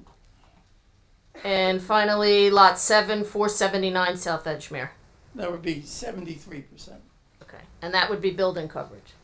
Yes, that's building coverage based on the available lot area and 75% of that lot area. Okay, so based on your assessment of the homes within that peninsula area, we're entirely consistent with what's existing there today? Yes, that's true. Okay. You heard in Ben's letter, mitigation of the stormwater. Is that something we can do? Yes, we can do. I had mentioned to Mr. Matlack just that the total increase in impervious from this addition is about 230 square feet. It's adjacent to Deal Lake, which is a tidally influenced, so there would be no impact from any additional runoff from that. It's also... So all of our runoff is directed towards Deal Lake? Yes. Okay, so it's not going to go into the storm sewers or anything like that. It's all just going to go into the lake? Yes. Okay. You said 230 square foot impervious? Additional impervious. Yes. So I just want to get the right number. Thank you. Madam Chair, if I could just speak to that. I agree with that testimony. The Deal Lake is tidally influenced, and what that means is that when you increase runoff to a tidally influenced body of water, it's different than if you increase runoff to a stream. When you add additional runoff into a stream, it could raise the elevation of the flood hazard area of the stream. But because it's tidally influenced, it's like adding water to the ocean. It's so de minimis that it doesn't affect the flood hazard area of a tidally influenced body of water. Okay. And so that addresses basically your concern with 1, and then 2 and 3 were addressed. Yes. Okay. How is it determined that Deal Lake is tidally influenced? That's a DEP Yes. category? Okay. So in looking at your aerial and in looking at what I moved in as A5 into evidence, which is a photo of the street, even though there's a curve in the road, are all of the homes essentially at a similar setback? Yes, they are. And all of the homes along that strip are much larger than our home, ours being the smallest in that area? That's correct. On that side of the street? Yes. Okay, and I'll let the architect testify as to the appropriateness visually of the house. Okay.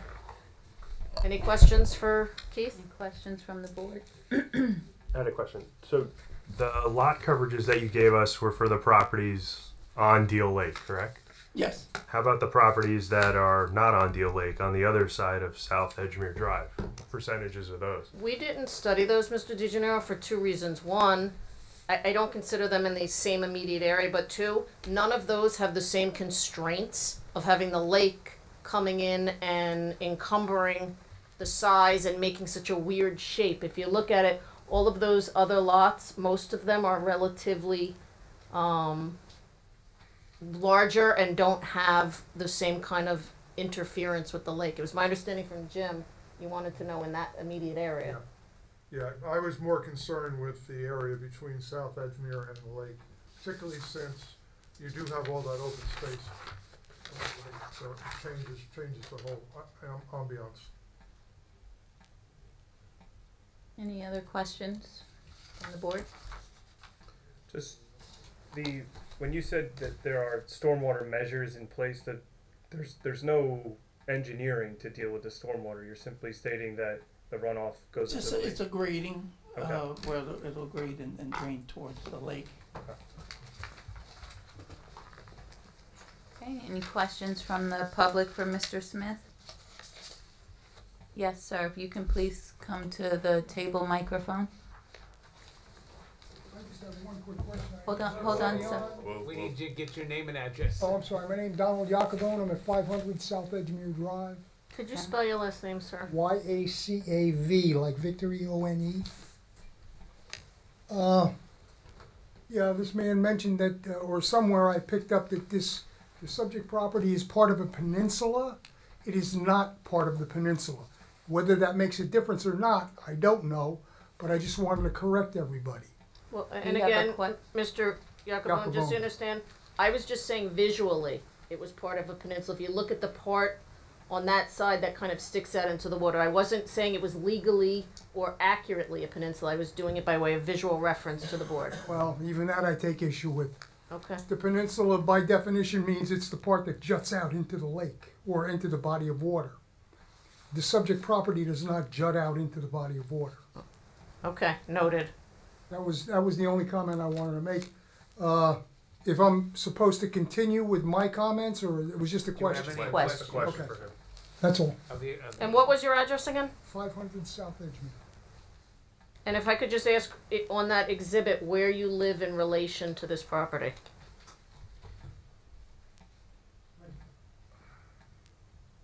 We have, well, on the original survey that we have for the house, this path was called Stanley Lane. It's now called Edgemere Place. Right. But your address is... 500 South. No, but I'm saying it's an even number even though all the other ones are odd? That's odd. Yeah.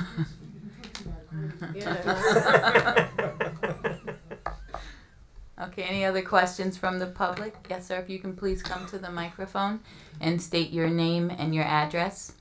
Good evening, I'm Earl Jackson and I live at 503 Laurel Ave. Okay, and do you have a question for Mr. Smith? Want me to point on the map where it is? Yeah, if you don't mind, just so I can see it. So I'm directly across the street on this property. You know what, I can't see because you're standing in front of it. Okay, so catty corner really.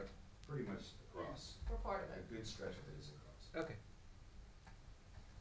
My questions were, I heard comparison to coverage ratios in the 40s, right? When this one is much higher. No, sir, you misunderstood. No, but you misunderstood the testimony. If you let me finish, The 40 I will finish the statement, right? So I heard comparison of numbers that were in the 40% ratio. Ours was 47 in that comparison. But your engineer testified that it was based on buildable lot area for those properties. Why don't you ask the engineer? That's what my question is, but I was Ask the interrupted. engineer what it was based on. So you testified that the numbers that you read for the adjacent properties was based on buildable lot area. I also clarified that it was only 75% of what the lot area was, did not include any of the township's restrictions as far as environmentally protected areas. And just to clarify for the board's information, that's what I asked for in my report. We just Okay. gave Jim what he asked for. Okay. Right, so my question is, were the properties evaluated for that ratio evenly? Whereas the one we're looking at was reduced to 800 plus or minus square feet for buildable area, which probably never should have been built in the first place. When we measure the others, are the same deductions being made or introduced so that those numbers are apples For to this apples? purpose, they were all calculated the same way. The lot area that's in the tax rolls, times 75%, because it's a requirement of the township, and then the building area that's on the tax rolls was divided by that lot area to get a percentage So of we're building. using the tax laws instead of the physical properties of the properties. I do not have surveys on all the properties. Yes, I was using the available tax information. Okay, so I'd like to point out there may be a gap there. There was a statement about only measuring the properties that are on the lake because the ones across the street don't matter. Clearly, we're I didn't across say the that street. the course. Respectfully, I didn't say the ones across the street don't matter. I said they're not comparable apples to apples. Is what I said. But it was based on an understanding of the fabric of adjacent properties in the neighborhood. And I would argue that everybody at least. This is a within- question period. You have to ask questions of the expert. Yeah. Of the not expert, attorney. not of the. Correct. Okay, Correct. okay, thank you. There was a statement that the house is not coming closer to the street. I understand that the setback, can you tell us what the setback was from where it is today? Yes. The current setback to the house is 4.5 feet. And that's to the open covered porch? That's to the open covered porch. When we set back another, is it 14 inches? For the proposed setback? Yeah. Proposed setback for the front yard is 4.85 feet. It's slightly a few inches more. A few inches more. So that keeps you clean for saying that we're gonna be the same or worse. Can I ask for clarification that the house that encroaches to that limit today is an open covered porch where you can see through the corners and there's no mass and it's at 1 story? He's not an architect. For I'd ask you to ask clarification- that question for the architect. That's not an engineering question. Okay, for clarification, is it being measured the same way? Again, I measured to the building structure. That's what the ordinance finds, is to the building. Okay, thank you. Okay, any other questions from the public? Yes, thank you. The architect. Yes. I believe you said what's next. Mr. Lavin? Want to put your plans up on the board?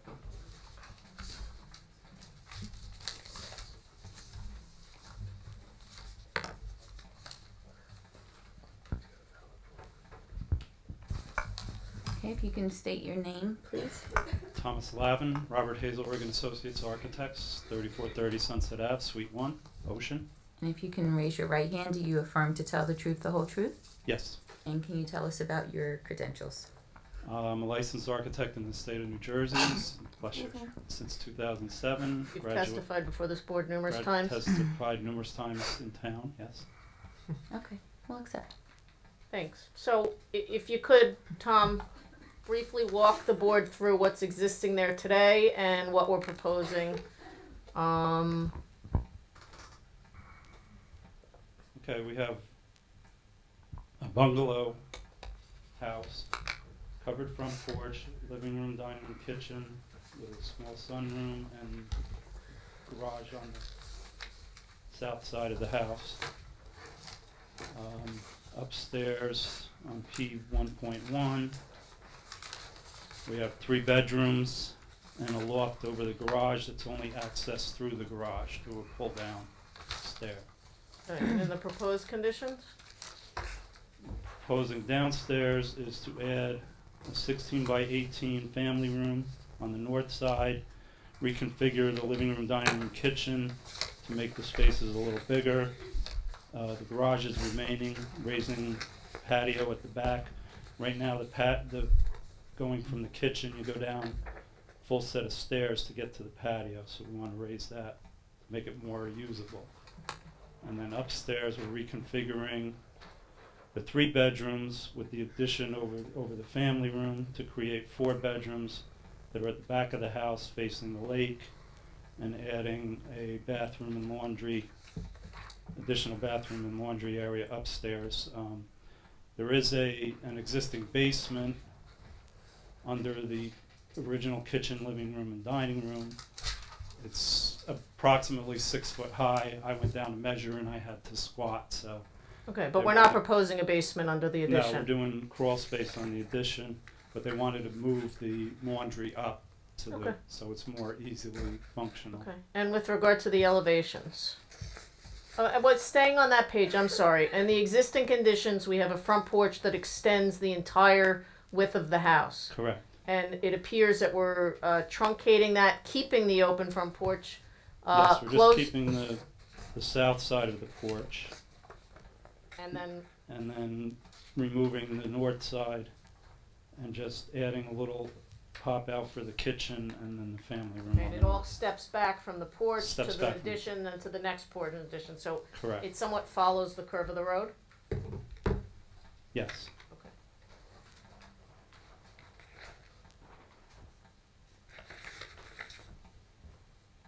For the addition, for the exterior, we looked at trying to create a seashore colonial look. So we're doing clapboard siding on the lower part of the house with a waterboard, and then changing to a cedar shake siding at the top. And the height, oh, go ahead, I'm sorry. The height fully complies? Yes. Okay, and it's only 2 stories, but the ordinance now does allow 2.5 stories. Correct. What is the max height of this building as measured from first finished floor, which is? 30-foot maximum at the highest.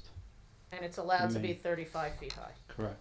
Okay, did you, recognizing that it was set, that it was closer to the street, did you take efforts with your architectural design to minimize the impact to the street, either with roof lines, materials, porches, things of that nature? Yes, that's what we tried to do. We minimized the pitches of the roof, keeping the porch at the front on the north, south side. And you're familiar with the neighbor, oh, go ahead, you can finish that, I'm sorry. We just, again, we kept the pitches as low as possible. Basically, the existing house, you know, the second floor, the room size, footprint-wise, are decent sizes, but a lot of the ceilings are pitched because of the existing. So we wanted to increase the rooms, the use of the rooms. Right, and you had an opportunity to see what I moved in as A5? Yes. And that's looking down South Edgemere towards the south. Yes. And the other homes that are along South Edgemere on that side of the road, which are most visually relevant to this house as you're driving down the street, are those similar in size and architectural style to what you're proposing here? Yes. So in your opinion, is the character of the neighborhood, is it consistent with the character of the neighborhood? Yes. And it's consistent with the setbacks of the other houses? Yes. Okay. Thank you. Questions from the board? Questions from the public? I have, sorry. Go ahead. Tom, can you just talk about the actual materials on the exterior? You said clapboard and cedar, but are they in fact vinyl? They'll be the vinyl, yeah. Okay, thank you. So they'll appear that way? Yeah. Okay, questions from the public?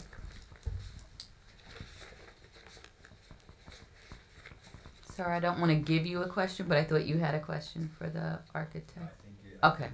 The demonstration is really clear. Okay. No other questions, okay? So I have, subject to the ability to close after public comment. Okay. Any comments or questions from the board? Is the property owners not here? The property owners are here. I wasn't aware that if there's questions that you have for them, you can certainly I was ask. just curious what the whole reasoning for the addition / renovation was. You want to come up? Sure. Hi, my name is Wait, you have to be. Margaret Mosineri. And your address? My current address is in Brooklyn, 1964 East 9th Street, Brooklyn, New York. You can have a seat. But you also own this property. Absolutely, also, yes. Right, okay. 491 South Edgemere. Okay. And if you can raise your right hand, do you affirm to tell the truth, the whole Yes. truth? Okay. So my question is just curious, why the need for the addition? Okay, so we purchased the house. Come closer to the Oh, microphone. sure.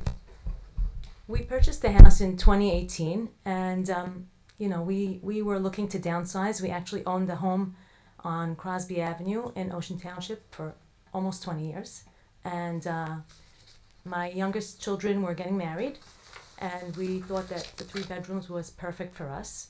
And then now my husband's actually working from home, and we needed a home office, and that was a little bit close quarters where everything is. If you've noticed the layout of the house, the bedrooms are very close to each other, and it's not very conducive to having home office. So we thought about having the loft addition to the second floor. And as we were doing that, we were saying, okay, so we're working on the upstairs, and the downstairs also kind of feels a little bit close quarters. And we just wanted to have a little more space. We love the house. We love the neighborhood. You have children. How many children do you have? I have 5. They're all married. No, understood. And do they have children? Yes. And they come over. Right. And so for holidays, like 3 or 4 toys, it's like for a mess holidays, everywhere. dinners, you just need more space to Yes. accommodate your family. Yes. And again, the reason why we need it isn't necessarily something that is for the board to consider. I do want to interject there because I think it is. And the board should be aware that the planning board Monday night adopted the master plan. One of the recommendations in the master plan is that building coverages be increased moderately to accommodate home offices, given the change in what has been happening in our society, particularly since COVID, and it hasn't gone all the way back to the way it was before COVID, that more and more people are working from home, if not full-time, at least part-time, and there's a need to have more space for home offices.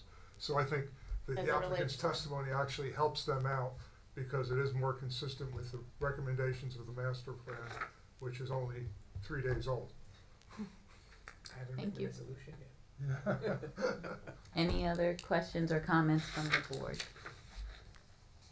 Okay, any comments from the public? Thank you. No, you have it. Yes, sir.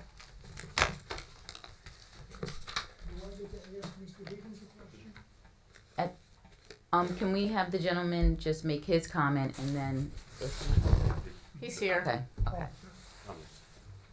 Yeah, Donald Jacobone again. Do I get to ask Mr. Higgins a question? First That of was all, my let's- question. Let's be sworn in because this may be testimony. Okay, if you can raise your right hand, do you affirm to tell the truth, the whole truth? I do. Okay. No, I'm just curious, is the comments that Mr. Higgins made about the passage of the new planning, which permits or attempts to accommodate people that are having offices added to their homes. That may be so, but we're talking about a house that's already on steroids as far as violations to all of the zoning code. Every aspect of it, side yard, rear yard, front yard, impervious. No, their variance is necessary, definitely, but it's because it's a substantially undersized lot, and the municipal land use law has provisions in it to where you have a situation where the size, the shape, the topography of the lot creates a significant hardship that variances are appropriate. I can appreciate Let me finish. If this were a normal sized lot, the coverage would conform. But And that's the one issue here, which is why I asked for them to compare in the immediate area, and I agree with Ms. Primko, it's that one side of South Edgemere, between South Edgemere and the lake, as to what is the character of those lots there, and is this consistent with that character? And every one of those houses was built probably in the Doesn't 20s or matter. 30s. Doesn't matter. It doesn't matter. From Well, a planning and zoning standpoint, they've all been grandfathered. And that's in. not true. 485 South Edgemere was not. That was an addition. Which one? In any event, I'm not testifying, but that's fine. Just direct your comments to the board. Well, we still have a house that's gonna be in violation, already existing violations for every single requirement. When the planning board may have approved the home office concept, they did not have this particular property in mind. Which is why we're here to begin with, to check for a variance. But when you're talking about a side yard requirement that's one existing is already 1/3 of what is required. When we're talking about a lot area that's roughly 2/3 of what is required, regardless of the fact that it's irregularly shaped, but that's what we still have to contend with. We still have to contend with all those requirements set out by the zoning and the planning boards. The front depth of 30 feet required, where a minimum of 100 feet is required, lot depth of 30 feet. Now, granted, none of the houses in that stretch meet that requirement, but they've all been grandfathered in, and none of them are looking for any further increases to sizes or setback requirements or anything else. None of those houses are. It's the subject property that's doing that. And I believe that when they get done with this, they would have a house on steroids. It's going to be huge for the property. It's going to look like you're sticking your thumb in a thimble. It's just going to be too much. It's my own opinion. Can I ask a question of Mr. I'm not going to pronounce his name. I'd like to move another photo into A9 is the photo of the next door property. Right. What's the address? We're 491, they're 489. Yeah. I believe. It's Judy and Bob, correct. And they recently gutted the house, Okay, went but through the whole that's thing. not my, you have to let me ask Not my changed- you have to let me ask my question. Go ahead. Okay, couple things. The first one is it's similar in height and design and style is what we're proposing, correct? But it was already there. It's not my question. All just right, that- yeah, correct, correct. Okay. It may have already been there, but its existence is what creates the character of the neighborhood, whether it was there 100 years ago or it was built yesterday. Helps create the character. Okay. And in this one, it's actually from the street, it's a much narrower lot, yes? They've left street frontage. I'm not sure if it's Let me show you- a lot or not. Okay, well then allow me to show you. Tax map? Yeah, the. It's over here. Where's your project from? Madam Chair. Yes. And at the next, we'll take after 10. So I'm not asking you to measure it, but our lot is in yellow. Yep. And their lot is next door. Okay. Does it appear that in width we're almost double the width? Yeah, and on depth, I what are didn't we? ask it, sir. You got to answer my questions. Okay, yeah. Okay. Width is there. When you're driving down the street, can you see the depth? I believe you can because there's a fence up there, yes. Okay. But again, the water's behind it. There is no neighbor behind it.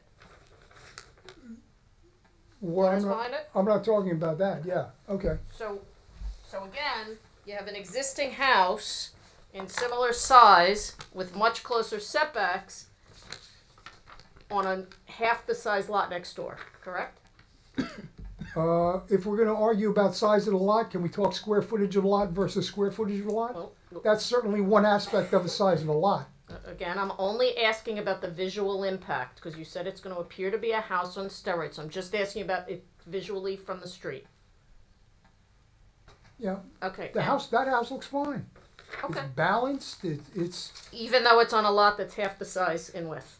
And does that lot have the benefit of an entire stretch of vacant land next to it? I wouldn't call it a benefits per se, it's a very steep slope. Okay, but it's vacant. And it's also loaded with poison ivy. Noted. I wish I still had my goats. That's all I have. All right, to add to the comments though, yeah, what is the square footage difference between those two lots? Do you have those numbers? Do you have those numbers, Keith, approximately?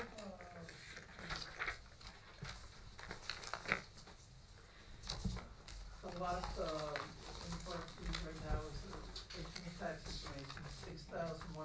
177 square feet. The adjacent lot that we're just speaking of is 4,456. So it's a smaller lot next Much door. small, no. Yes. The subject, I think he said, is 4,000. No. No. The subject lot is 6,177. Okay. The lot next door that we're speaking of is 4,456. Oh, okay, so then that lot is smaller by Correct. square footage and frontage. Right, and it looks appropriate, in your opinion. Oh, yeah. Okay, thank you. Am I done? Unless you have any other comments, I'm done with my questions. Thank you, sir. Yes, I believe you had a comment, sir.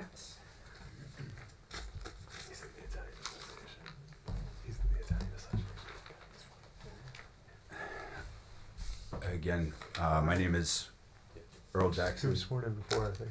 You look beautiful. Am I close enough? Mr. Jackson. I don't think he was sworn in before. It was just questioning before. Oh, Yeah, sorry. just questioning. I'm sorry, can you state your name and address again? My name is Earl Jackson. I live at 503 Laurel Avenue, across the street from the property in question. And if you can raise your right hand, do you affirm to tell the truth, the whole truth? I do. Okay, your comment. So my statement is, I'm also an architect licensed to practice in New York, New Jersey, and Florida, with experience applying for variances in a number of different municipalities in Monmouth County. In more than 25 years of practice, I've never heard a request or seen an application for variance as egregious as this. I advised Abe and Margaret that I couldn't support their intentions before they formally engaged in the process of going for the variance and planning for this addition. I reiterated my concerns for the application when the first notice for waterfront survey was issued more than a year ago. As a result of this history, I don't expect that anybody on the team is surprised by my testimony. The property is overbuilt in its existing condition, as can be seen in nearly every way to measure coverage and bulk, and the numerous variances being requested, save the exception of counting by the tax map instead of using the zoning bylaws. We're 160% of coverage allowance today, asking for 196%. For impervious coverage, the R5 currently allows 90% coverage, which is absurd. It's urban. And we're at 248% of the allowable area, asking for 273%. In addition, I would argue that things I just heard, the house is not of the same character as the one being proposed. The one adjacent to it is a narrower house. It does have a portion of the house that steps close to the sidewalk, almost equidistant, but the width of that component is less than half of what's being proposed in the house that's on the table today. Not only that, the house that's being proposed in addition is a straight sheer wall up against 7 foot from the property line setback, whereas the one next door is broken up into a series of masses, steps back at the second floor, and has multiple roof ridge lines. The two-story addition proposed would exacerbate all those violations of the front and rear yard setbacks because of the triangulation. Those setbacks and associated coverage limits currently preserve a view corridor to Deal Lake through which I see the sunrise from my drawing table every single morning. I'm sorry? Nothing, I'm sorry. It's not polite, right? No. To break it off, right? So let me just say it again. The setbacks associated with the lot and its coverage currently preserve a view corridor to Deal Lake through which I see the sunrise from my drawing table each morning. It's one of the things I love most about our house. The overbuild above the garage would further overwhelm the space of public access, which is on the south side of the property between South Edgemere Drive and Deal Lake. The two-story addition, the overbuild, and the extension of the home onto the front porch would create more than 30 feet long of street wall that's now at 2 stories, just 7 feet from the property line. That's 62% of the frontage, which is an enormous number.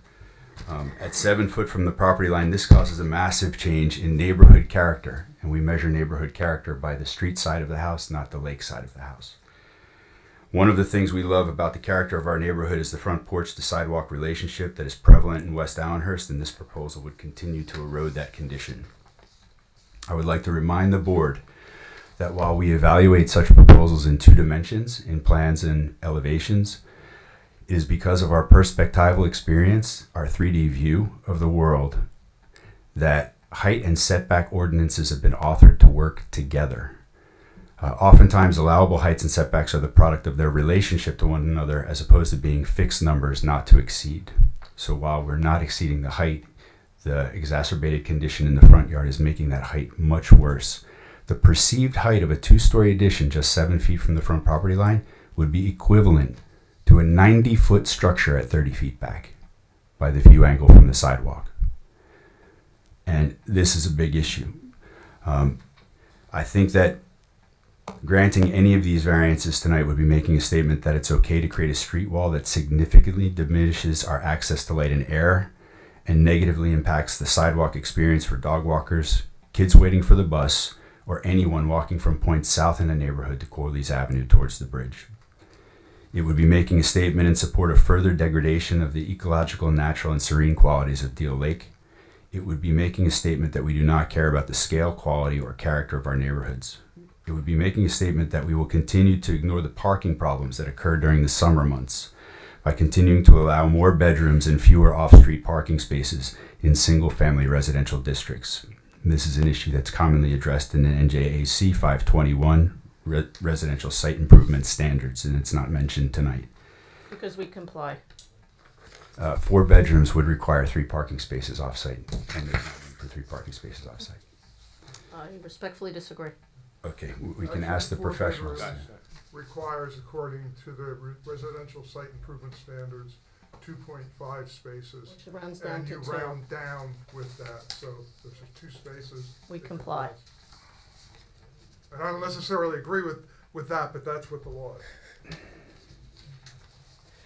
Approving tonight would be an act in support of this applicant's and their team's disregard for the Township of Ocean zoning ordinances, further reinforcing the premise that anyone can do whatever they want to their properties in the Township of Ocean.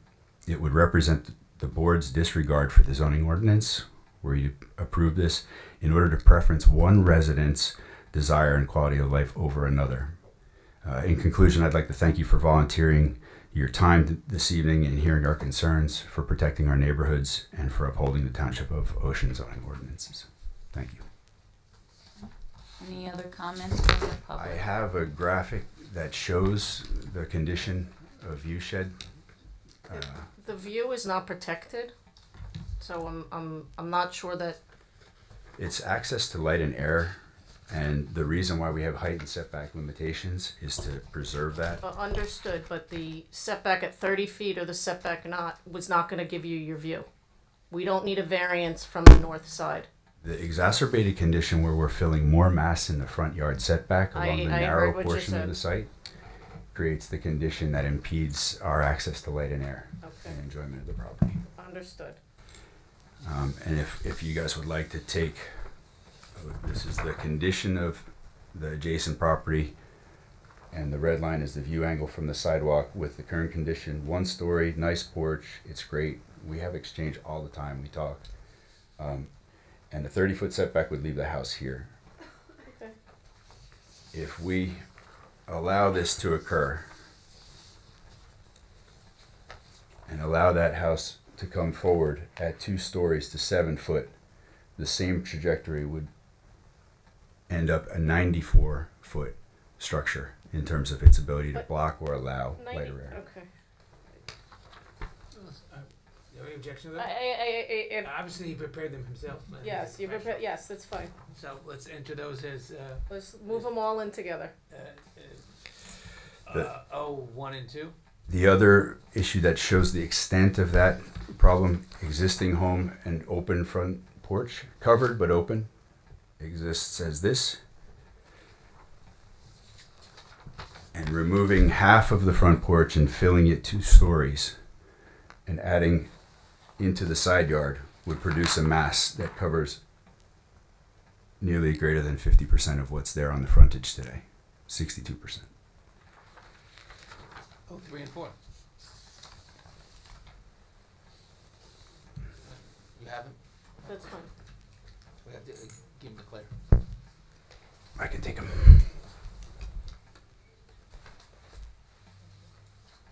I have no questions for Mr. Jackson. Okay. Are there any other comments from the public? Yes, ma'am, please come forward. You may have a seat, and if you can state your name and your address. Nancy Flanagan, 507 Beechwood Avenue, West Allenhurst. And if you can, thank you. Do you affirm to tell the truth, the whole truth? Yes. Okay, your comment, please. Our neighborhood has a recurring water drainage problem, resulting in water in our basements and the need for sump pumps, and in the winter, even the help of Public Works to address removal of ice buildup from the pump discharge in the streets.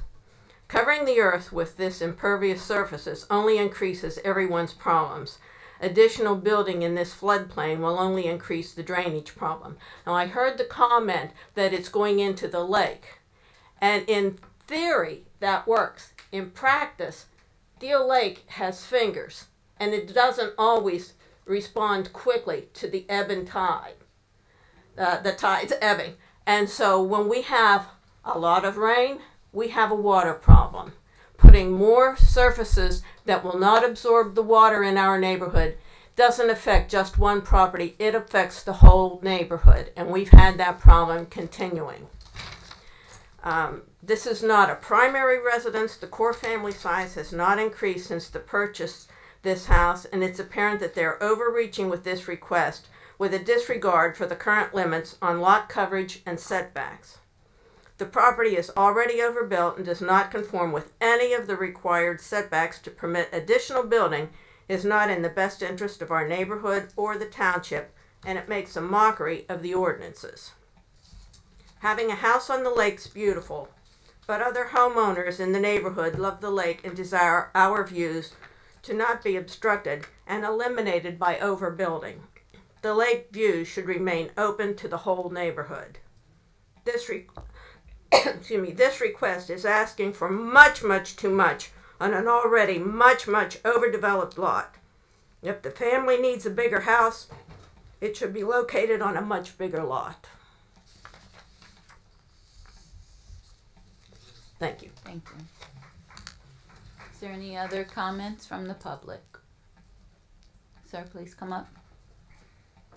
I guess that's Mr. Flanagan. Good afternoon, good evening. My name is Richard Flanagan. I live at 507 Beechwood Avenue, West Allenhurst, New Jersey. Okay, can you raise your right hand? Do you affirm to tell the truth, the whole truth? I do. Okay, your comment? I've been upset about the way you guys see neighborhoods. You see neighborhoods by the size of the houses.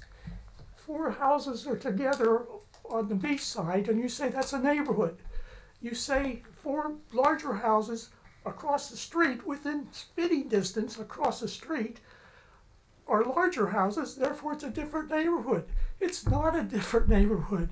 What's a neighborhood is what the people are, what the people make of the neighborhood.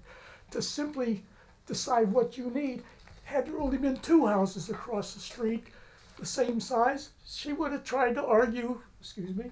I wouldn't have, I just followed his directions. I don't know whether that's a legal definition or a personal definition. I hope you're fortunate enough to live in a neighborhood that differs by the type of people that are in it, the type of houses that are in it, everything about it differs, and it makes what makes our country great. Don't think of the houses across the street being in a different neighborhood than the houses 20 to 25 feet down there. There's 4 houses on the west side of the street, the west side of the street, 4 houses, I believe you had to say, on the east side of the street. It's not 2 neighborhoods. They are 2, they're 1 neighborhood. I hope you live in a neighborhood like ours. Thank you. Any other comments from the public?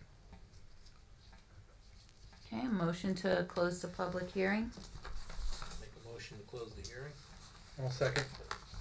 Claire, please call the roll.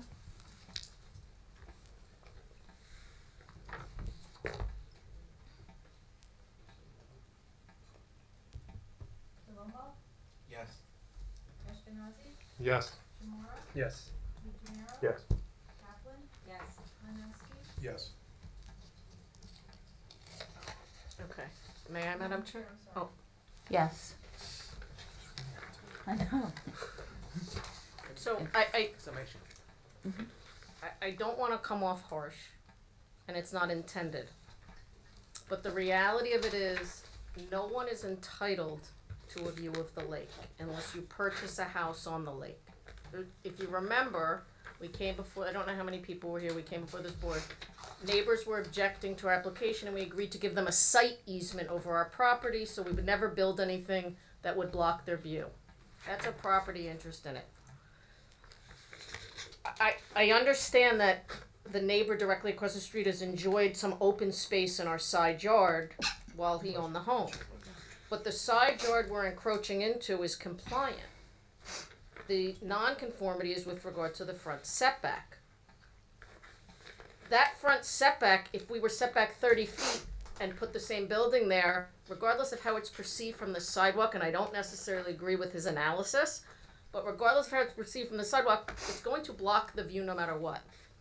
So, at least as it relates to Mr. Jackson, it appears the complaint is that he doesn't want to lose the view that he's enjoyed all these years. But it's not his right to have that view, because it's not his property. And that's case law. That's set. So I understand he doesn't want anything built there, but he's not entitled to that view without having a property interest in it. And he picked and chose, almost like a Chinese menu, elements of the municipal land use law that helped his case and ignored all of the other ones. And he ignored the fact that the municipal land use law provides for a board of adjustment when you have a lot that has a hardship, and the hardship is founded in the size, shape, topography, or existing structures on the property. Once you've established the hardship, and I think your own planner testified we have a significant hardship. It's not just the size of the lot, it's the odd shape of the lot, and it's the fact that it's on a river with all these on the lake with all these environmental constraints. Now we have to also look at, would granting the variances cause a substantial detriment to the zoning ordinance, to the master plan, or to the public good? Start with the zoning ordinance. This lot is so undersized and so unique, it couldn't the granting these variances couldn't have any impact on it at all. As I think it was Mr. Earl said, or someone said, when the master plan was adopted, it wasn't adopted for this lot. That's exactly correct. A master plan and a zoning ordinance cannot be specific to all of these undersized lots that don't otherwise comply. That is the very reason why the state legislature created this board and gives you the authority to grant variances. When you have a unique situation, it has to be treated differently. So it's not going to have a negative impact on the master plan. I'm sorry, on the zoning ordinance. Again, the master plan, it fits the use. It is accommodating the home office. This has no impact on it. It's too small, it's too unique. So we have to look at the character of the neighborhood. And I understand that even if all those houses were always there, that establishes the character of the neighborhood. Now, am I saying across the street is a different neighborhood? Absolutely not. It's all part of the same neighborhood. But those lot sizes are so different across the street, and the lot shapes are so different across the street, that you can't compare them because they're not apples to apples. So I followed what Jim Higgins said, and what are the adjacent lots? Adjacent means on the same side of the street. So we gave you that analysis. And as you heard, using the, again, there was no funny math, using the straight ordinance and not deducting out any environmental constraints, our building coverage is entirely consistent. We are at 47%. The house next door is at 47%. The house next to that is at 40%. The house next to that is at 43%. And the house next to that is at 73%. Whether it's existing or it was built for 100 years, it was built more recently, that is the character of those lots in that area that have the similarly sized, undersized lots on the river. There was discussion about degradation of the lake and degradation of the environment and the ecology. I'm not sure where that came from. We went through the DEP, which, as you know, is the most stringent environmental steward probably anywhere. and they approved this in every aspect of it. So, as much as you may want to preserve Mr. Jackson's views or not change, not allow the construction because there's a lot of variances, neither one of those reasons are give you the authority to deny the variance. You have to look at, is there a hardship? Is the hardship based on the existing conditions on the lot? And because of those existing conditions, is it a hardship to comply with the ordinance? There's no question the answer is yes. And then the question is, will it have an impact on the master plan or on the zone plan? Your planner indicates that it wouldn't. And then the question is, will it have changed the character of the neighborhood? All of the houses within that view shed are on small lots. You had Mr. Yakovone come up and say that the next door neighbor's house is perfectly appropriate. And he says it's a 2.5 story house on a lot that's half the size.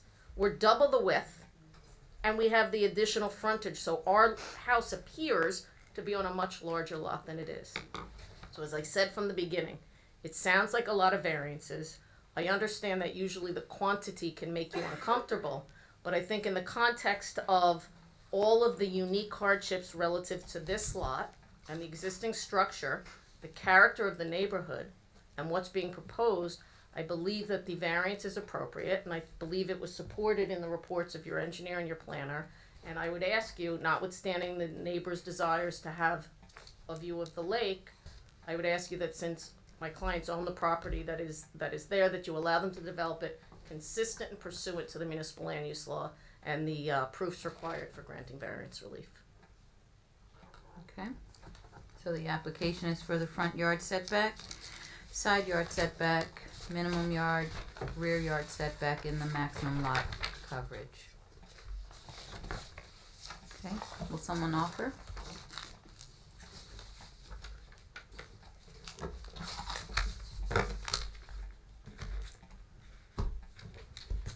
Okay.